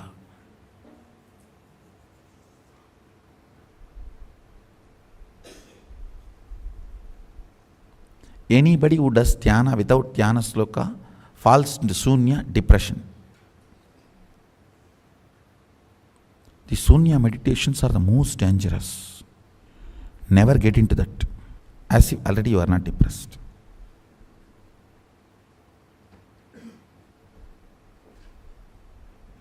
It is like a pig feels too dirty smell and puts the nose into the drainage.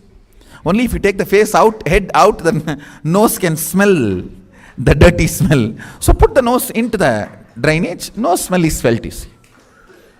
That is what is depressed people putting themselves into shunya meditation.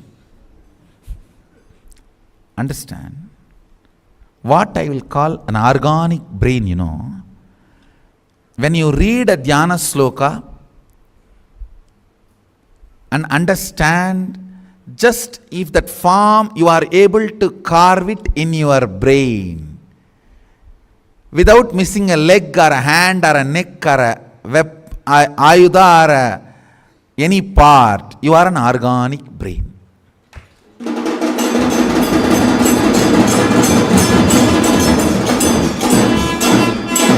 Just you recite the dhyana sloka and you are able to just visualize and keep the visualization alive. Your brain is organic brain. Even Nirahara Samyama helps in a big way to make your brain into organic brain. If you do Nirahara, your ability to retain that energy circuit of dhyana sloka in your system drastically goes up. That is why upavasa during the vratas, and as you are asked to meditate with upavasa, with less food or less job for the stomach, you will be able to, your brain is capable of retaining the energy circuits and manifesting the powers. That is why the higher the energy, more hands and more heads are described, because your brain needs to hold on.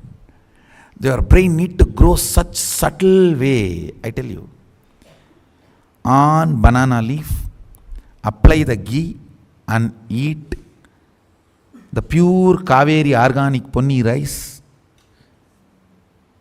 The ability of your brain to grow subtle grooves, an ability to hold the higher understandings and visualizations.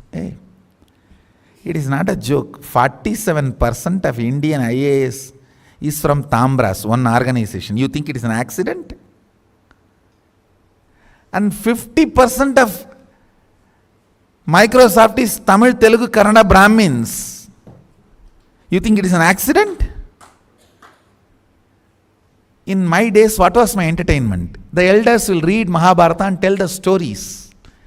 That intensity, my brain can keep it as continuity for whole, however long I want. My brain will not be tired, my body will not be lethargic. Intensity kept continuity is usage, intensity not kept continuously is abusage. This is the definition in every level. Go and work out this definition in every level. Any brain grown with the entertainment of intensity continuity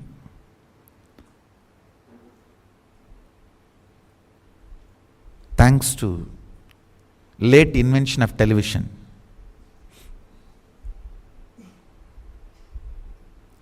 If I am revealing the power manifestation science to all of you, thanks to late import of television.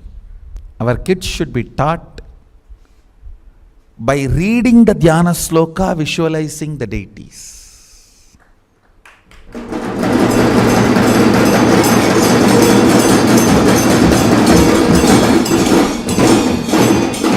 And drawing them or carving them or making them with your own hands.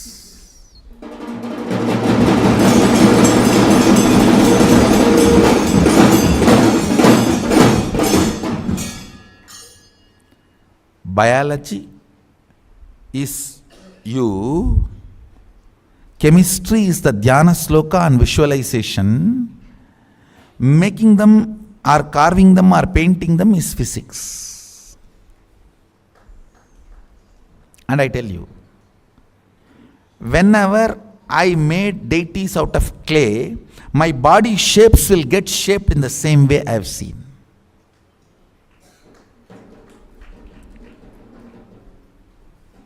I have seen that happening in my life.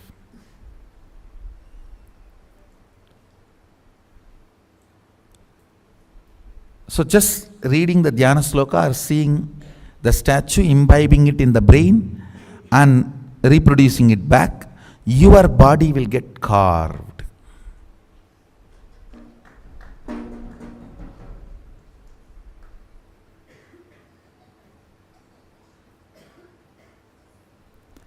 These are all the ways. Basic education is this only. This is what is called primal education, not primary education. Primal education.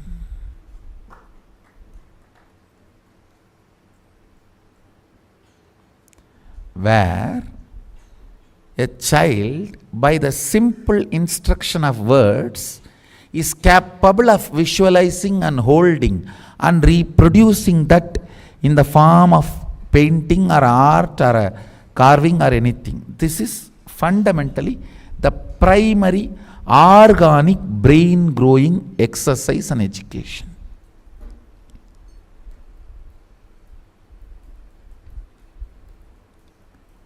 This kind of brain can cut across chemistry, biology, physics, anything, geography, anything. See, fundamental of the Vedic education is D. D means capacity to cut across and understand anything in the universe. That is what is given to you as an initiation as Gayatri.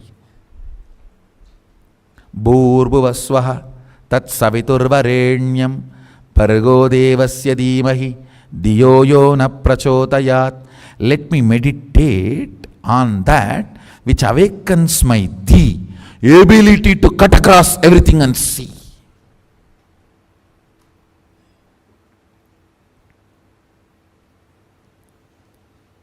If you are given this Gayatri by the brain which cognizes the intensity and continuity is one and the same, you are blessed.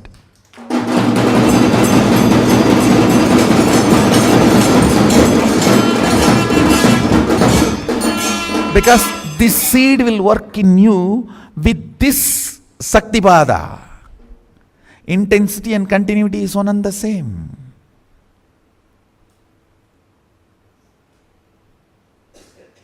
Understand? Even if you cognize intensity and continuity is one and the same, almost 99% of your psychological mental problems will go away. All the depression will go away.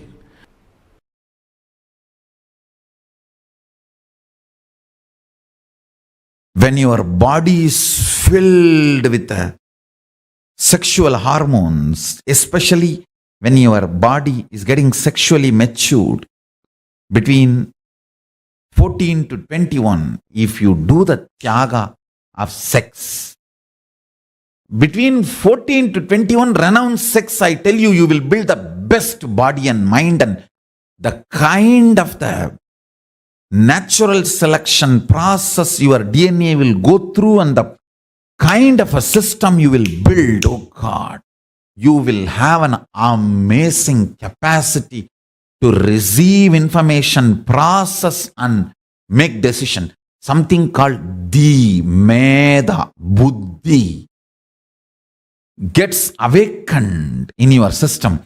Brain develops some most subtle grooves which receives information from multiple direction, processes them and reveals the reality and gives you the decisions, I tell you. Anyone renounces sex and sexual fantasies between 14 to 21. I'm not saying renounce for your whole life, no. I am only saying at least 14 to 21. Renounce. Your DNA will go through its natural selection process with a quantum jump. It knows what kind of a jump it need to take, especially the cognition with which you sacrifice sex.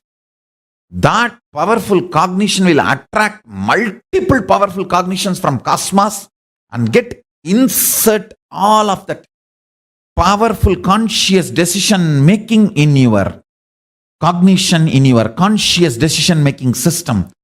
You will create such an amazing body. That is why celibacy between 14 to 21 is called science of living like God, Brahmacharya. Science of living like God. After 21, I am telling you, till 60 give birth. 3 kids per 2 years. Need to give more birth. I am not saying be celibate forever.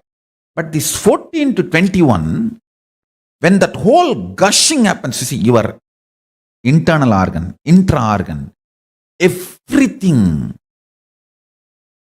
develops the way it is going to respond. That it's almost like your inner software gets written. That 7 years. During the time tyaga of sex does something extraordinary to your body internal organ, intra-organ, and superconsciousness. In every level, the Tyaga, actually Tyaga is not moral lesson, it is a scientific lesson. In my Gurukul, Tyaga should be added under the classification of science, not moral. It's a science of living, not morals of living. No.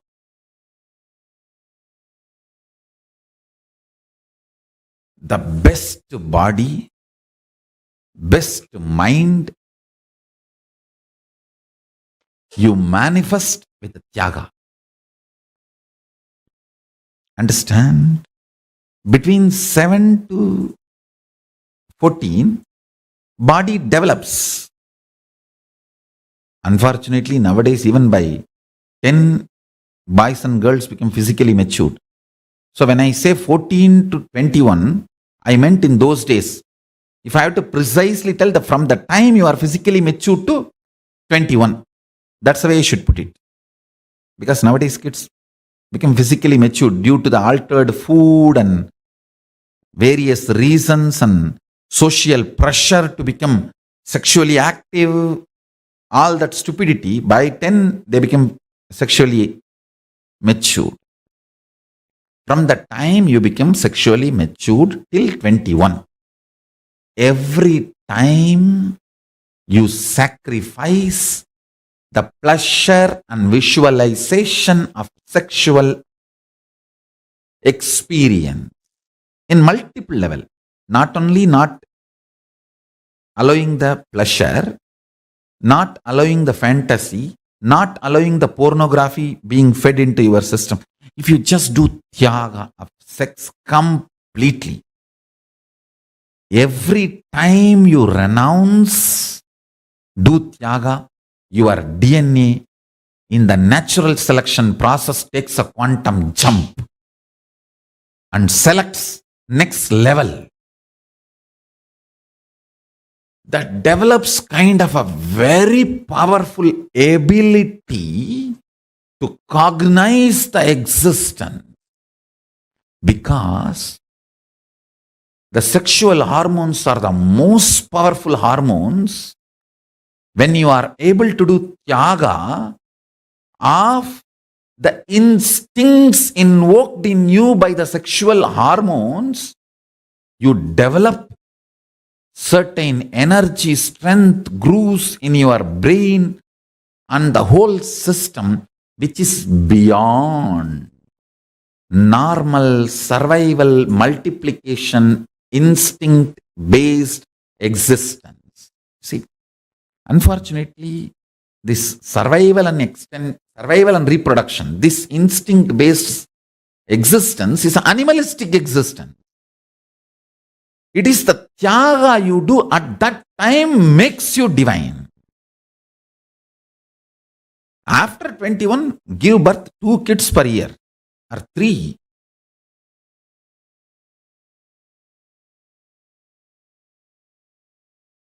It is necessary you to evolve a brain, completion, patience,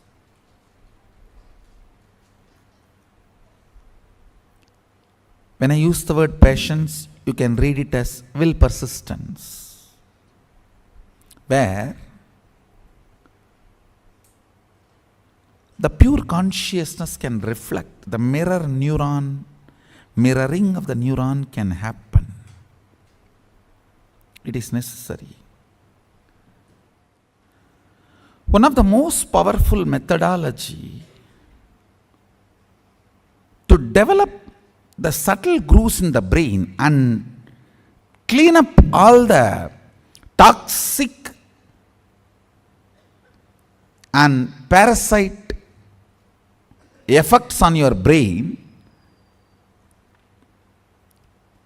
try to do some visualization related activity like doing alankara to deities, carving deities, doing deities in clay or painting deities. Do something where you need to hold certain visualization in your head and your hand needs to express it. Hand or leg, anything is okay, because even in 64 arts, the painting through the leg is one of the art. Just by dancing, making the paintings, rangoli through the leg, anything. See, visualization should be held in your brain and your actions should express that. If you talk to my mother, she will tell that at least 300 to 400 clay deities I have made with my own hand. My mother used to scream. Now she is very happy I have done all that. In those days, she and my grandmother both will scream because I will not eat. Once I sit to do that, sometimes for 1 week I will not eat. She will be sitting with food, begging, come and eat, come and eat, come and eat. I'll be just lost. And those days, you get only 2 big publications, Ramakrishna Mission and Ramakrishna Tapovanam. Ramakrishna Math has published Chandi, Devi Mahatmyam, the book name is. There all the Dhyana slokams of Devi will be there. I was actually a fanatic Shakta. You guys cannot believe.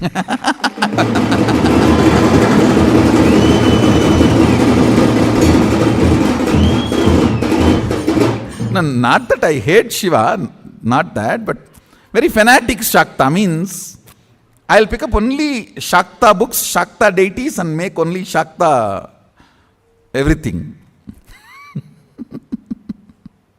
That is a Shivalinga I have. Mahadeva gave.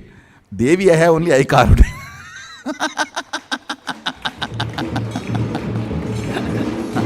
All the lingas I have, not a single linga I made. It's all given by Mahadeva. All the Devi I have, I carved it.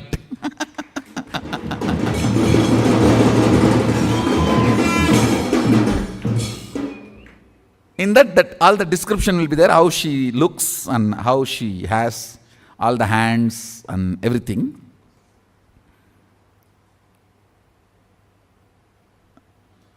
I'll get Ramakrishna Mission books. In that only the Dhyana Sloka and the Tamil meaning will be there. And after making, I'll get Gita Press books. Gita Press Chandi will have the diagram also. I will not see the diagram before making. I'll read and make the deity, and then with the Gita Press book, I'll verify whether what I made is right or wrong.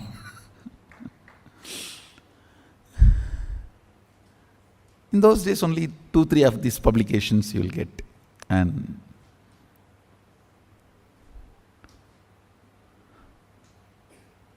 all this really helps a lot to understand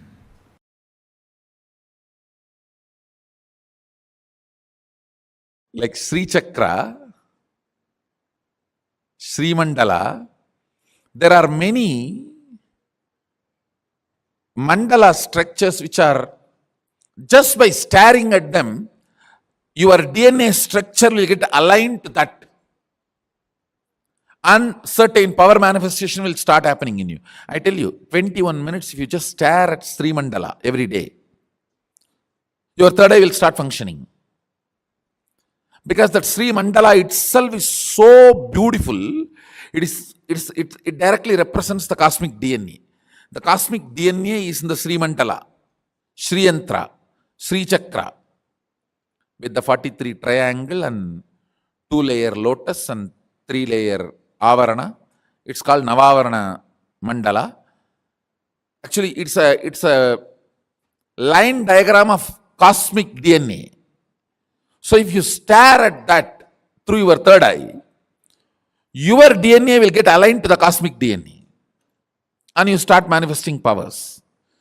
Like this, there are multiple various mandalas which can do the mirroring of the neuron in your brain and make you realize and manifest powers.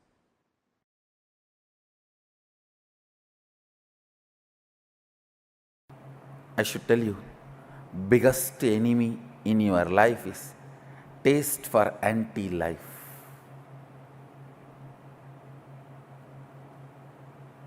Break. Every time you go through anti-life taste, every time when your mind is trying to tell you, this is the way I am, what can I do? How can anything move? What can anything happen? No! You are not yet end. That's the good news. You are only a seed. As long as you consider you are only a seed, you need to manifest you are Sadashiva. Because, understand, Sadashiva constantly considers himself as the seed which need to manifest, yet to manifest, yet to manifest. Even after manifesting this whole Jagat.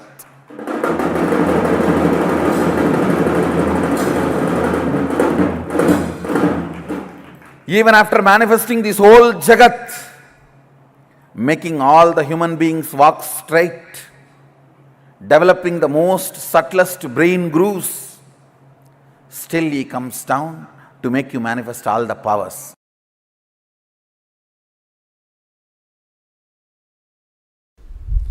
Recognizing makes you manifest the state of Sadashiva. Understand?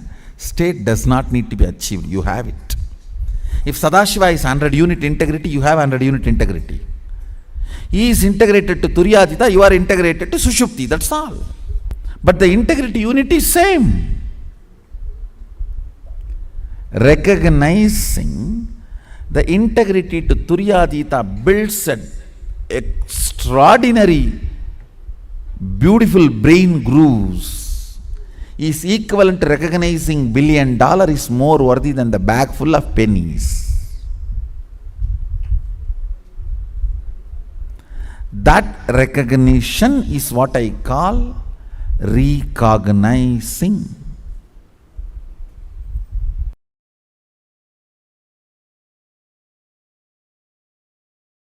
Listen, I'll repeat once more.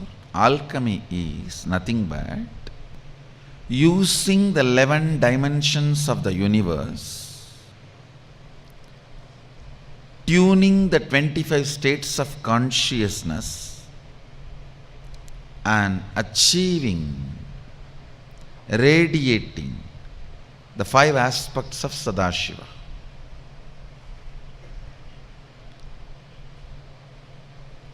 Multiple things are used in the alchemy science. It starts from preparing the ground on which the meditation, alchemy process is going to happen. From there it starts. A solidified mercury. Mercury solidified without chemistry, chemical being added, just by the energy, means an enlightened incarnation, his body is capable of dismantling any molecule and assembling it as any other molecule in any place and space and time he wants. Understand? An enlightened incarnation is capable of dismantling any molecule, assembling it back as any other molecule or same in any place, time as he wants. With this power, dismantling the liquid form of a mercury and retaining its Mercurian quality in it, assembling it back as solid I don't know how much of you. This is what is science of solidifying mercury. In this body I did this 3 times. One is under the Dakshinamurti, one is under the Bididi Garbha Mandir, present Garbha Mandir. One is under the Vaidya Sarovar, Nithyananda Lingam. It starts from preparing the ground and installing the solidified mercury and installing proper yantras, mandalas, as per the instructions of Sadashiva. Even the breathing space where the people who go through the spiritual alchemy process, even the breathing space is purified by the traditional powerful incense and perfumes. The highest understandings about life, highest understandings about the universe, highest understandings about the Sadashiva, all that becomes a permanent experience. It is like making the most powerful subtle grooves in the system.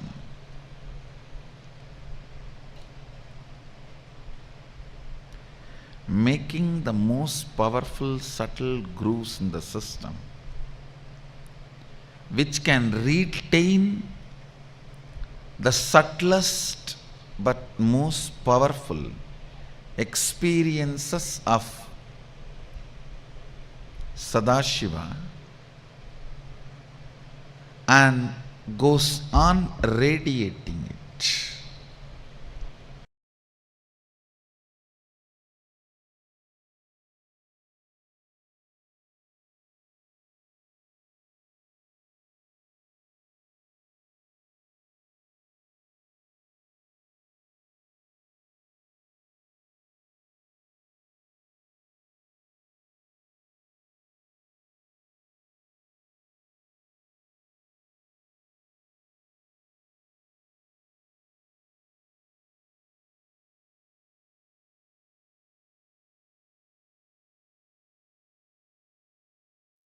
There's one truth that Swamiji revealed about rewiring the brain is one of the most practical and most easiest way you can experience the awakening of your brain grooves. And understand the ways that Swamiji revealed this truth, right? The experience, the manifestation of this experience, the paratva, actually awakening the brain grooves. When you manifest powers, when you manifest the powerful cognitions, the experience that happens in your system, inside your system, is awakening of the brain grooves. Literally, your brain expands, your whole brain feels alive, awakened. That experience is what happens when you awaken the brain grooves in you. And what Swamiji revealed in this session for all of us, such a beautiful, like only Swamiji can map amazing truths in the most beautiful way. Like Swamiji said, the spirituality is defined by how much you can catch the experience of consciousness. Your expertise, the ability of your brain's power, the brain's expertise, subtle grooves of your brain, its ability and expertise to catch the experience of consciousness. That is why, if you see in our Vedas and Agamas, all Gurukuls, all the education system everywhere, it'll be centered on giving the experience of mapping the brain grooves, like awakening the brain grooves by seeking to people. If you see, that is why how much ever people experience, all the experience that people have regarding this, it'll always be experiencing seeking, ultimate seeking in them. Can I request each of you to take a minute or two and post your powerful cognitions in the chat, please? Just take a minute or two and please post.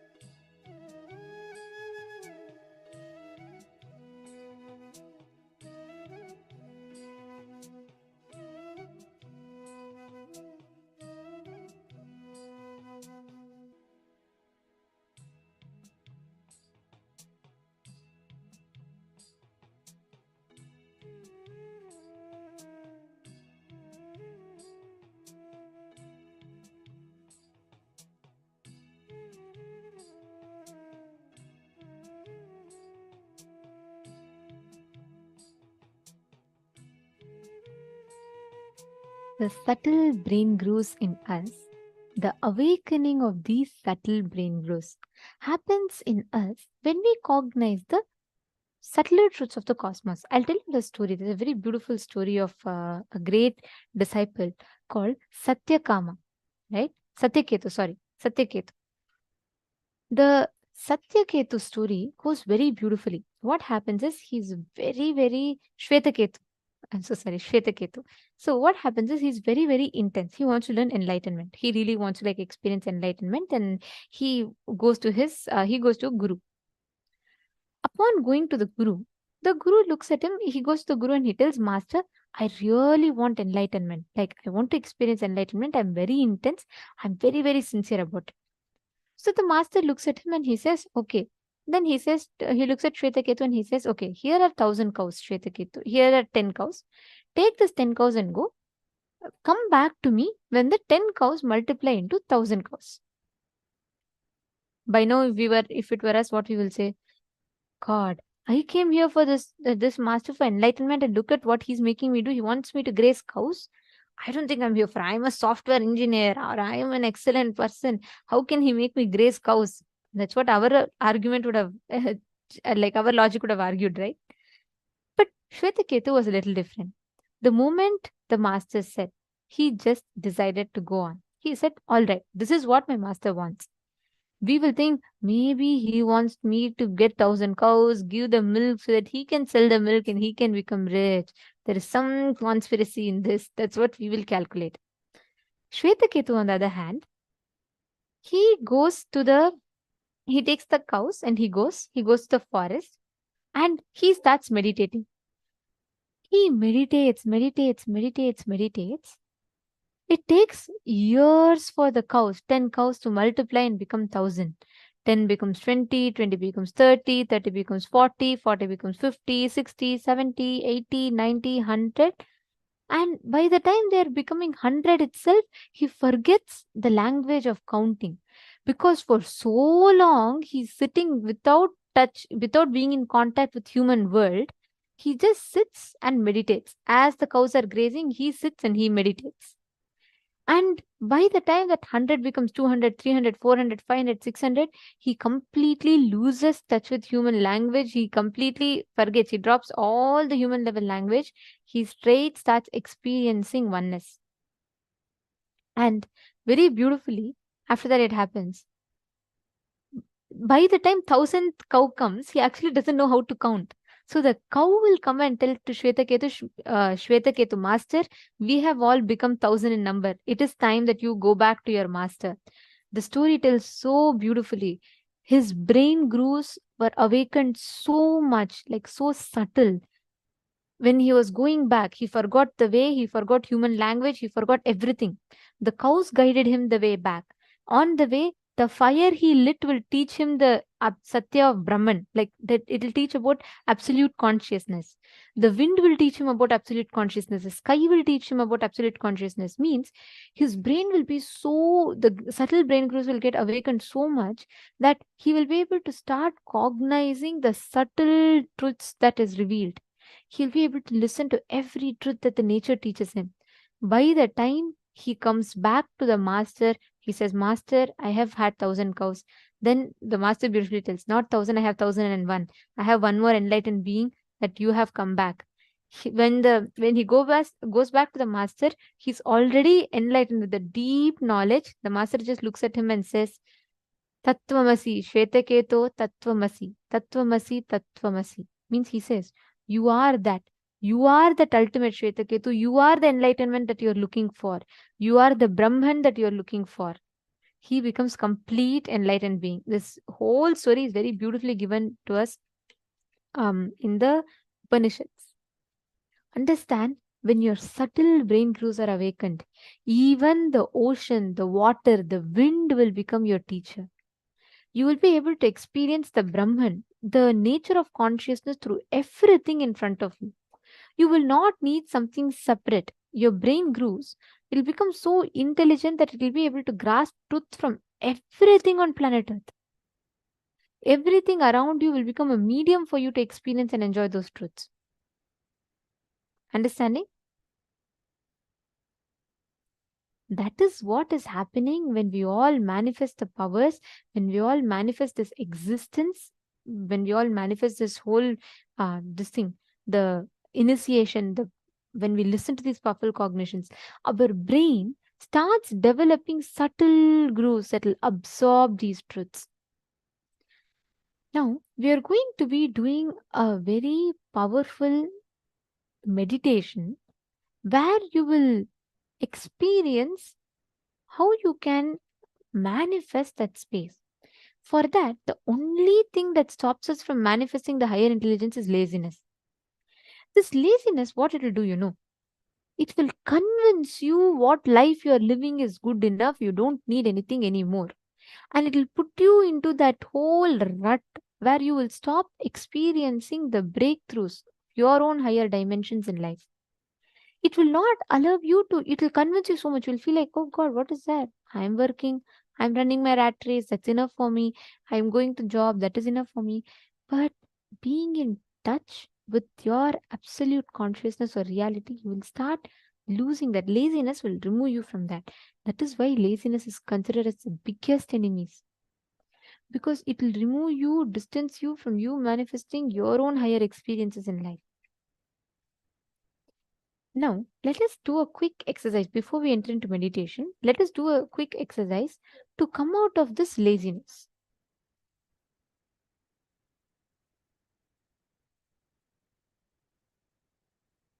Please write down 5 instances where you started something and broke it the second day itself. See what is the exact laziness, exact pattern of laziness coming in you. Just take a few minutes and please pen down.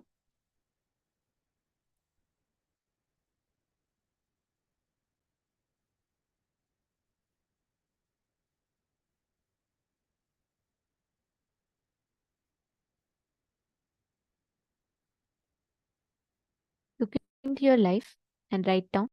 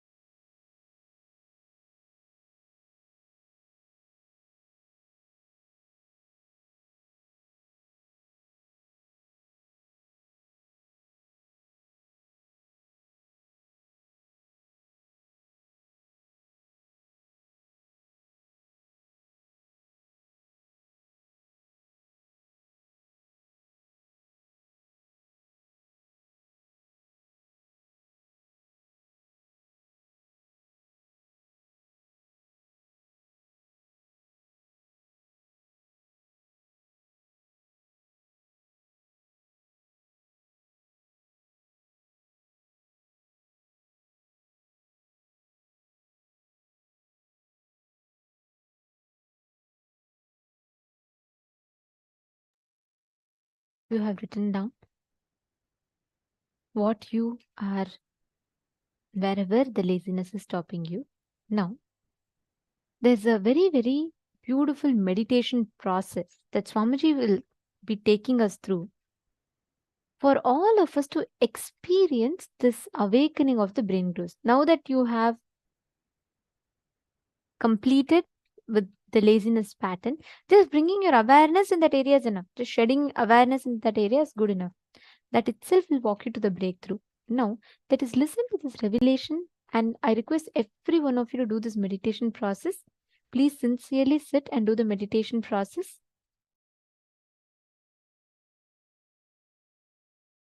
Listen to this great truth. Declare your integrity to Paramashiva. Request Paramashiva. Only with His grace you can even bow down to Him. Ask Him to give you the grace to bow down to Him, connect with Him and have devotion and manifest Him.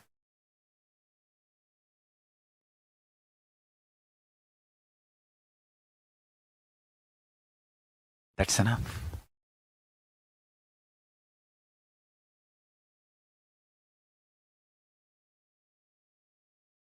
That's enough.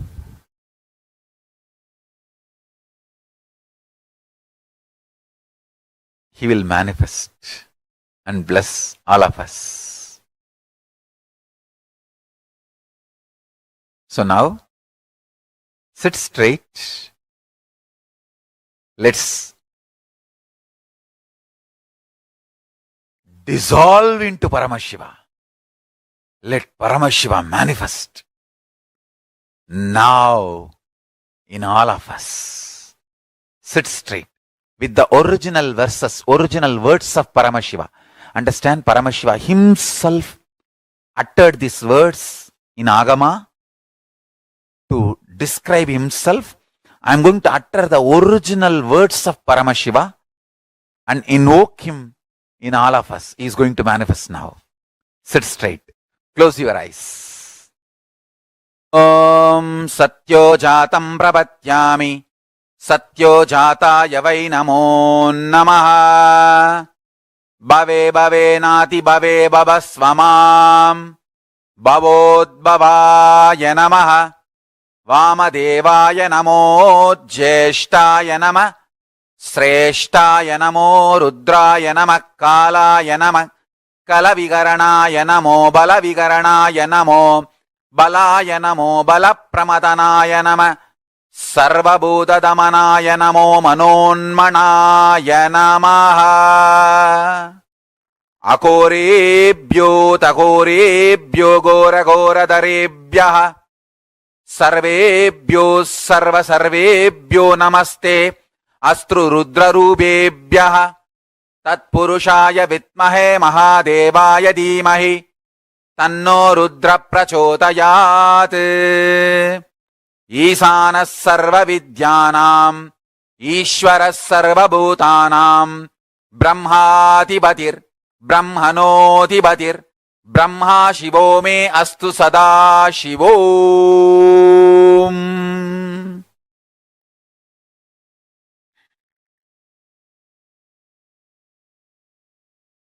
Meditate on Paramashiva with 25 heads.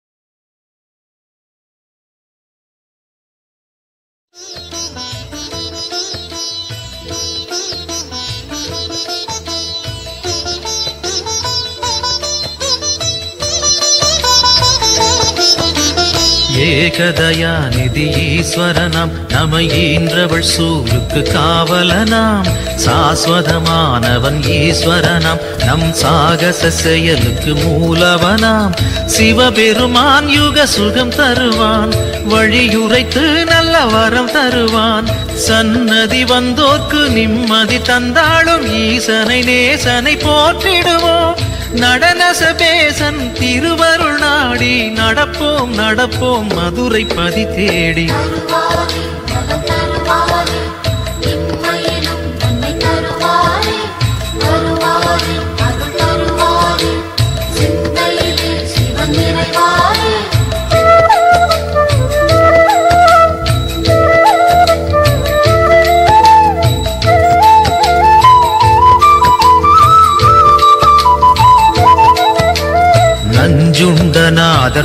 போற்றி அந்த சந்தியா காலத்து சனி போற்றி நவசந்தி தாண்டவ குரு போற்றி அந்த மகா பிரதோஷ நாள் போற்றி தேய்பிரையில் அந்த வளர்பிரையில் தேடிச் சென்றால் அருள் கூடிடுமே நர்த்தனம் காட்டும் ஆடிய பாதம் திருமுகம் கண்டால் நலந்தானே தேடிடும் கண்களில் ஆடிடும் பாதம் தெரியும் தெரியும் இது நிஜமே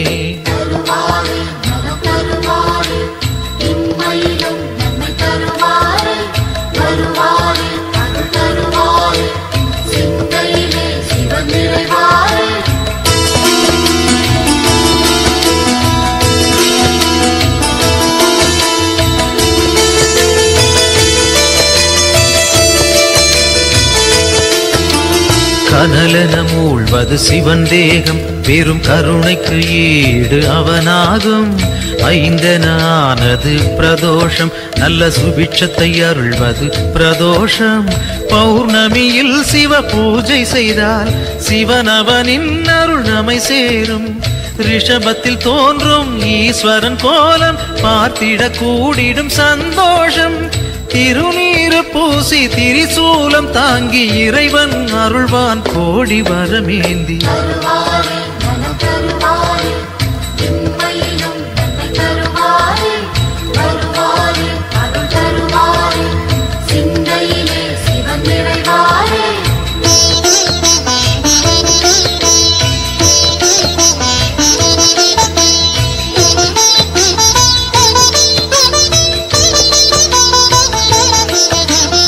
திருக்கோவில் வாசல் முன் தோன்றும் அந்த நந்தி தேவன் அருள் வேண்டும் பிரதோஷ காலம் வரும் நேரம் அவன் திருவருள் யாவும் கை கூடும் எம்பெருமான் வரும் வாகனமே எப்பொழுதும் நம் துணை வருமே முன் நின்று நந்தியின் காதினில் கூறிடும் செய்திகள் சிவனது செவி சேரும் இம்மையில் நலம் தரும் சிவனது அருளால் எடுத்த செயல் யாவும் ஏற்றம் பல காணும்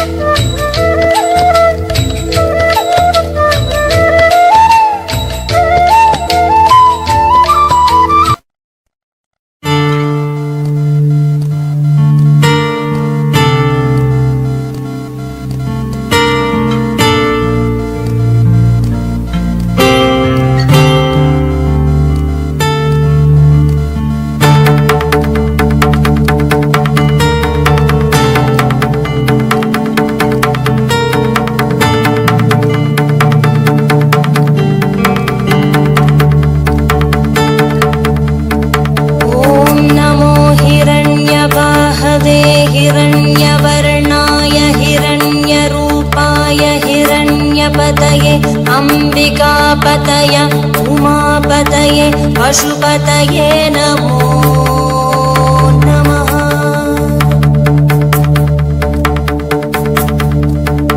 ॐ नमो हिरण्यवाहवे हिरण्यवर्णाय हिरण्यरूपाय हिरण्यपतये अंबिकापतये उमापतये पशुपतये नमो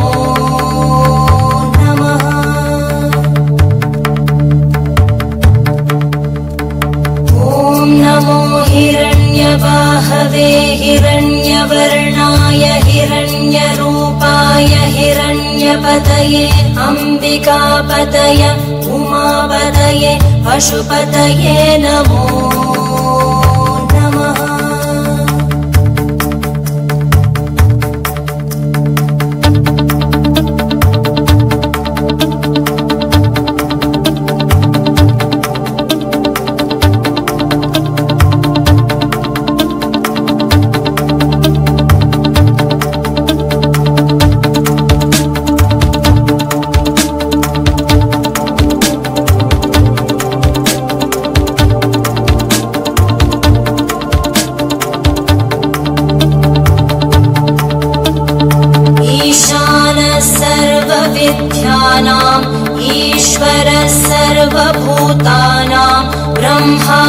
ब्रह्माधिपति ब्रह्मणोऽधिपति ब्रह्मा शिवो मे अस्तु सदा शिवो।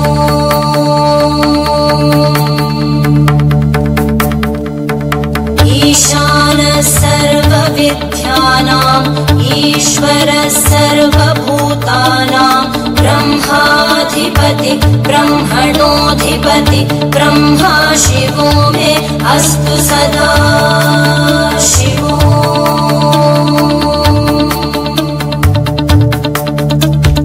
ईशानः सर्वविद्यानाम् ईश्वरः सर्वभूतानां ब्रह्माधिपति ब्रह्मणोऽधिपति ब्रह्मा शिवो मे अस्तु सदा शिवो।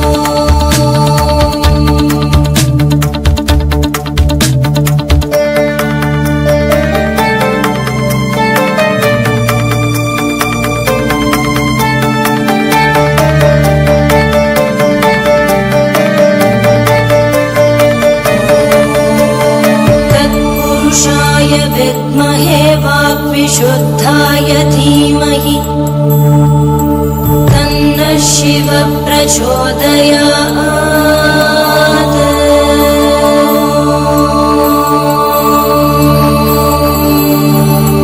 महादेवाय विद्महे रुद्रमूर्तये धीमहि तन्नः शिवः प्रचोदयात्।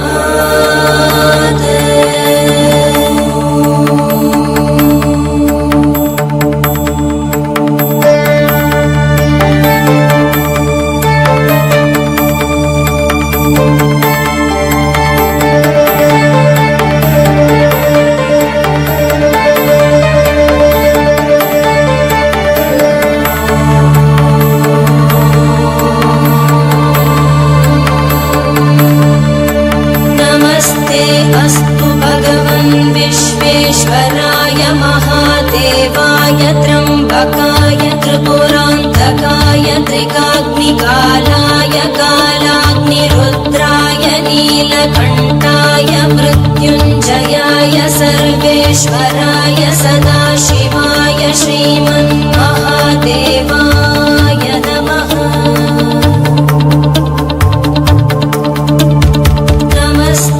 अस्तु भगवन् विश्वेश्वराय महादेवाय त्र्यम्बकाय त्रिपुरान्तकाय त्रिकाग्निकालाय कालाग्निरुद्राय नीलकण्ठाय मृत्युञ्जयाय सर्वेश्वराय सदाशिवाय श्रीमन्महादेवाय नमः। श्रीमन्महादेवाय नमः। श्रीमन्महादेवाय नमः। शान्ति शान्ति शान्तिः।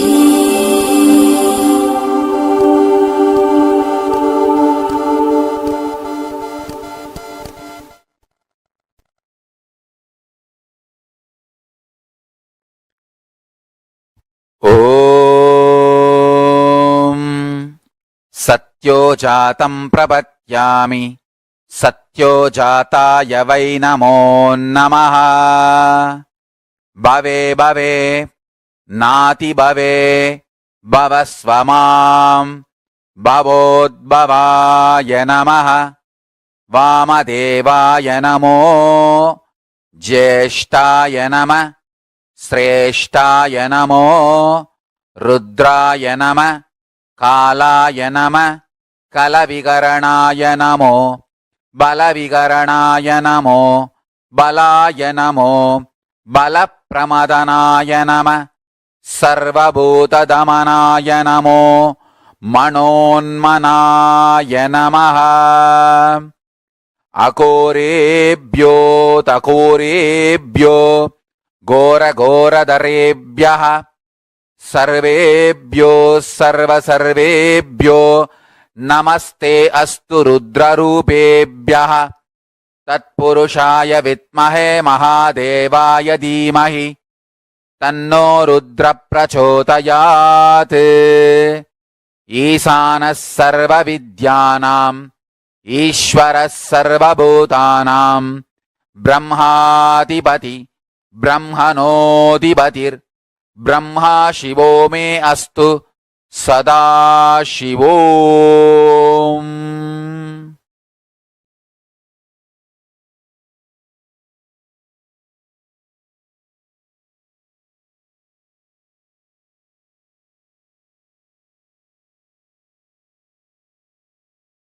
ॐ Nityanand Paramashivoham. I bless you all to manifest Paramashiva. I'll continue in the further satsangs to explain each of the murtis, Sadashiva Murti, Tatpurusha Murti, Ishana Murti, Vamadeva Murti, Ahora Murti, and take you to the deeper levels of Paramashiva's experience. So now, don't miss the satsangs, next satsangs. That's one. Second, essence of today's satsang is universe is not obligated to make sense to us. Only we are supposed to be making sense to universe.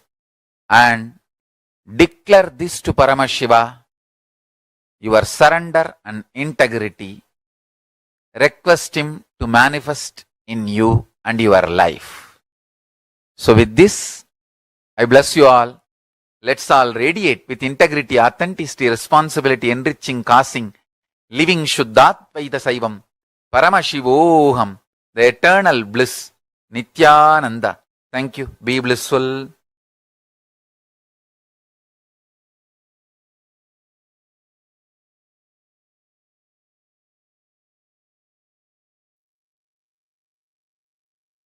Is not obligated to make sense to us. Only we are obligated to make sense to the universe. That one line has tons of layers and layers and layers of meaning for us to contemplate and understand.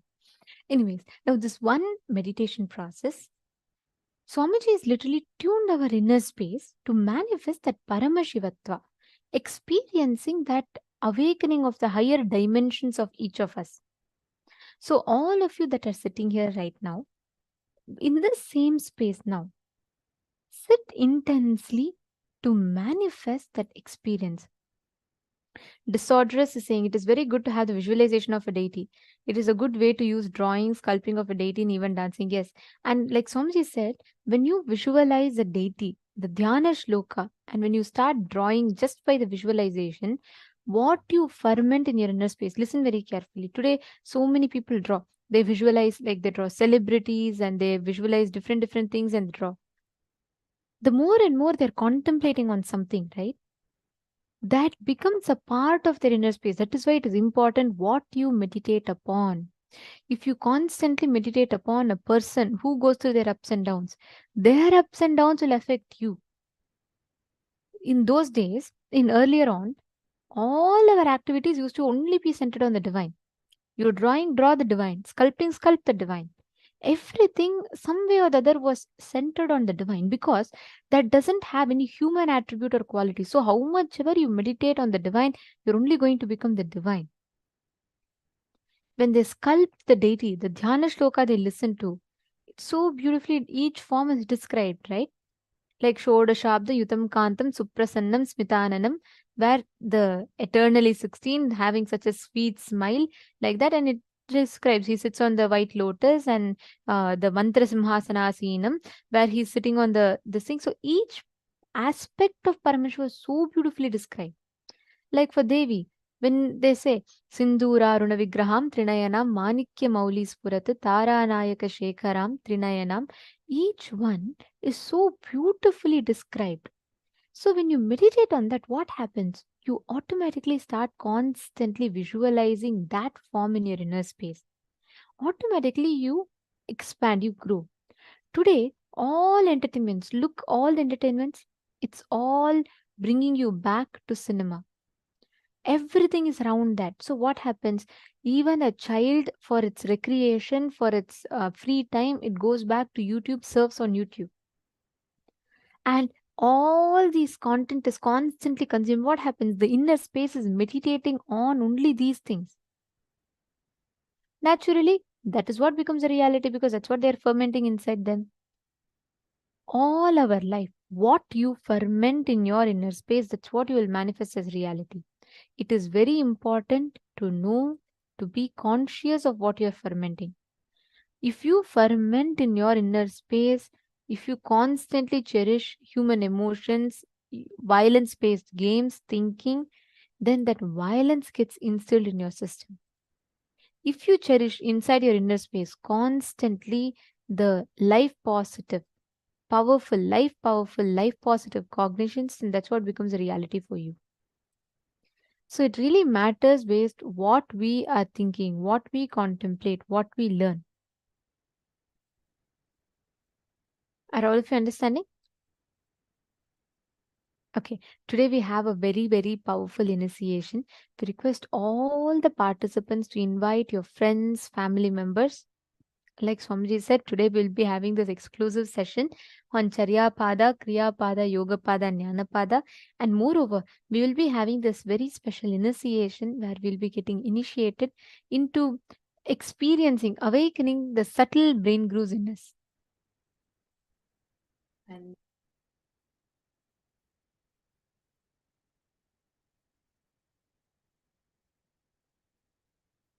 sorry for that. I hope now all of you are able to hear me better. Great. Now, all the participants listen intensely. This visualization technique, how many of you want to be like a person who's very involved, who can think through, who can cognize deeply?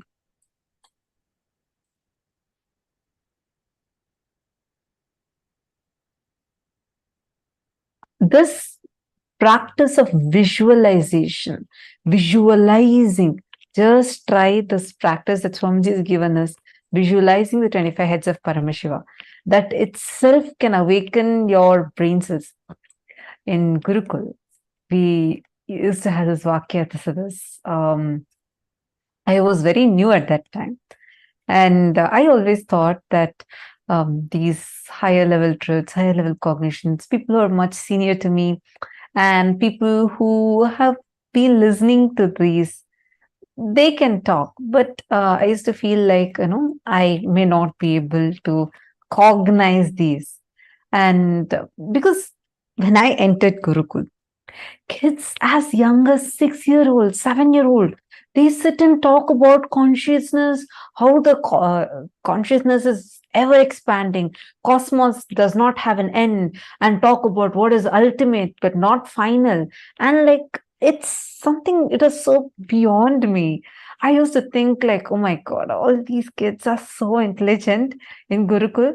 This is when I came like totally new. I was completely new. I did not know about Swamiji. I did not know about any of Swamiji's teachings. Even the basic 4 tattvas about integrity, authenticity, responsibility, enriching, I learned only after like coming and joining Gurukul. I did not know about any of these before. So it was like, I had this fear in me, like as to, I may not be able to grasp the kind of things, how the other kids are all talking. I shouldn't even use the word fear, but more like a cognition in me. Few days later, we had, like Swamiji was talking in satsang about Vakyatasadas, the importance of Vakyatasadas, where you actually, it's more like it's not exactly a debate. In debate, there are 2 teams. One team tries to prove what the other team tells is wrong and tell their points. That's the way usual debates happen.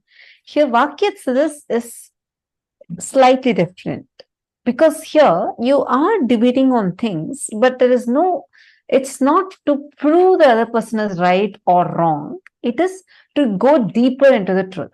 So we discuss. It's discussion, debates, and experience sharing. With all of that, Swamiji will give a subject every day in Satsang. Swamiji will announce today's subject for Vakyats this is. And Swamiji will give a powerful cognition, and then we'll be discussing over it and contemplating on it. It'll be a live show. So when Swamiji started, when initially started about Nithyananda has posted, I remember it too, especially on Upanishads. Yes, I'm talking about the Upanishads time. That's my favorite time, one of my favorite times, Ishavasya Upanishad. So we were just learning about Ishavasya Upanishad in Gurukul. So Swamiji had told us the first day in satsang that I want my Gurukul kids to start doing Vakyats. Like, okay, probably, there are kids who've been very senior to me. They've been here for like so many years. They're going to be starting the Vakyas. I really did not even cognize like I'm going to be a part of it or anything. So happily, I'm sitting and eating dinner with all of us eat dinner together. We all were sitting in the dinner hall. Then like happily, I'm getting my dinner plate and I'm like eating.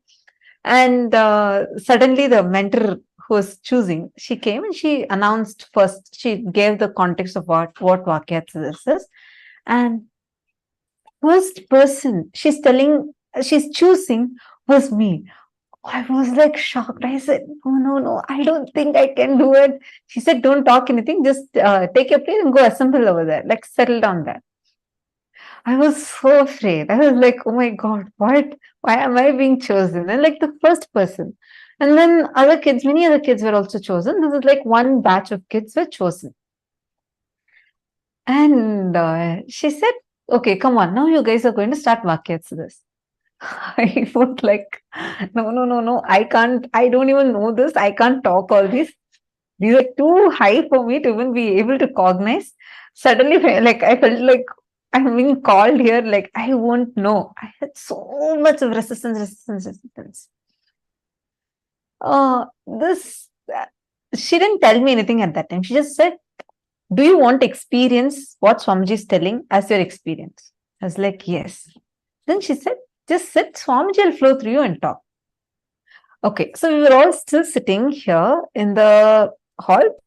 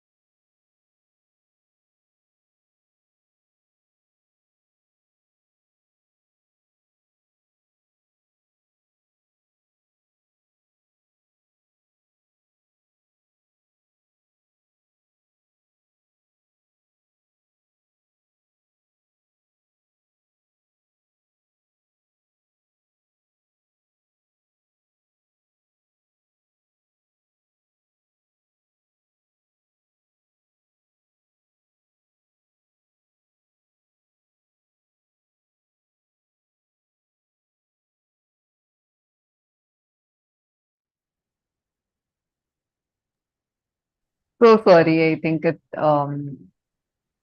we had a small technical glitch. Now I hope all of you are able to hear me. Okay, I was just sharing about so I think I'll continue from where I left.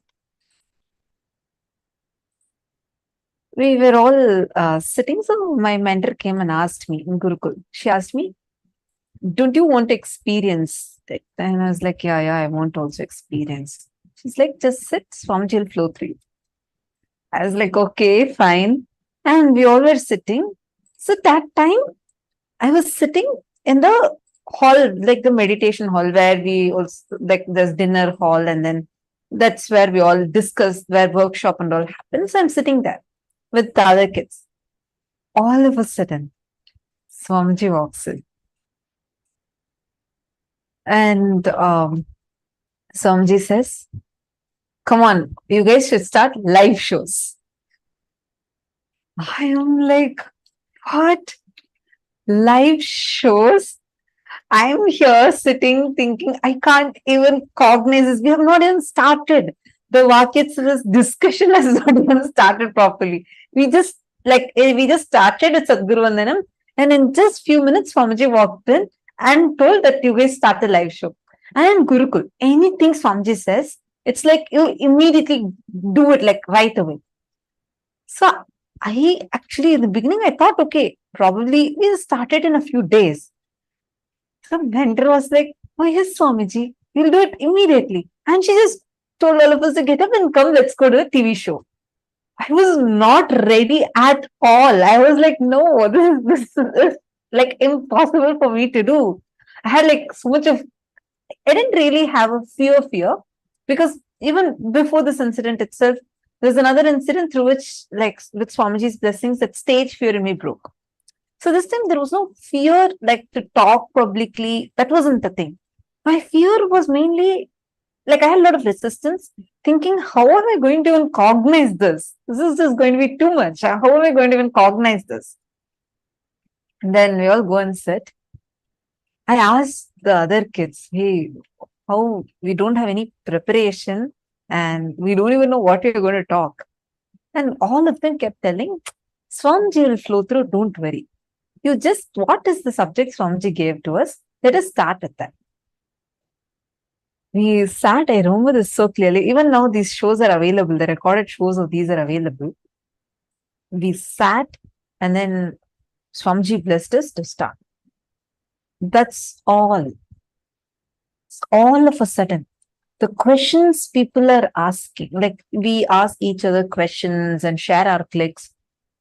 I just saw very clearly, like literally, it was like my brain is expanding. The more and more we started talking, doing the Vakyasas, just trying to cognize these truths, more and more of it revealed itself. So I understood I actually did not need some prerequisite spiritual knowledge.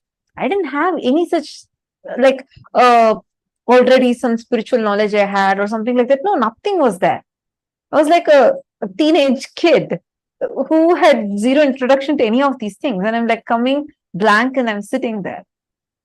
But the way the kind of cognition started happening, even when other kids started asking questions, very clearly I saw till that moment, no answer. I would not know that question's answer. But when we are sitting in the Vakyasas, suddenly it will be like Swamiji will reveal the answer inside. And it'll be so good. All of us will start going deeper and deeper and deeper into the revelations. Like why I was sharing this is because many times we'll feel, oh God, this is going just above my head. This is just too much. I can't even cognize, right? Every time you feel that, start having a Vakyasas. Start asking questions. Start sharing your clicks. Then if someone is asking you another question, answer to them. Tell, this is what is my understanding. See, one other fear we all go through is, how do I know if my understanding is right? How do I know if this is the right thing that I'm even supposed to understand from this? All that cognitions, leave it aside. Just understand this one thing. Inside of you, be very, very, very clear. going forward, whatever clicks and cognitions you're getting, start posting it here and start interacting with that. Meaning, you start asking your questions on that, start sharing your clicks on that. Suddenly, you will see, you will become like your brain will open up so much. You'll you'll feel like, oh my God, this is just expanding, expanding, and expanding. Like, try cognizing infinity. Every cognition Swamiji tells in satsang, try it. Like, just play with those cognitions. You will see how suddenly you'll, even before Swamiji reveals something in the satsang, you will feel like Swamiji has already revealed that to you inside of you. How many of you here already had this as an experience? Understand, all of you, that is because your brain is expanding along with the consciousness. See, many of you posting, yes, me, I have had it. Yes, yes, yes. Understand? It's only because you see, now use this time to start cherishing more and more of the powerful cognitions. Like when you're listening in satsang, and Swamiji is saying that cognize that 25 heads of Paramashiva, really sit and cognize it. Take some time to sit and actually visualize it. You will see the amazing impact it will have on your brain and how powerfully you'll feel so much of expansion, expansion, expansion.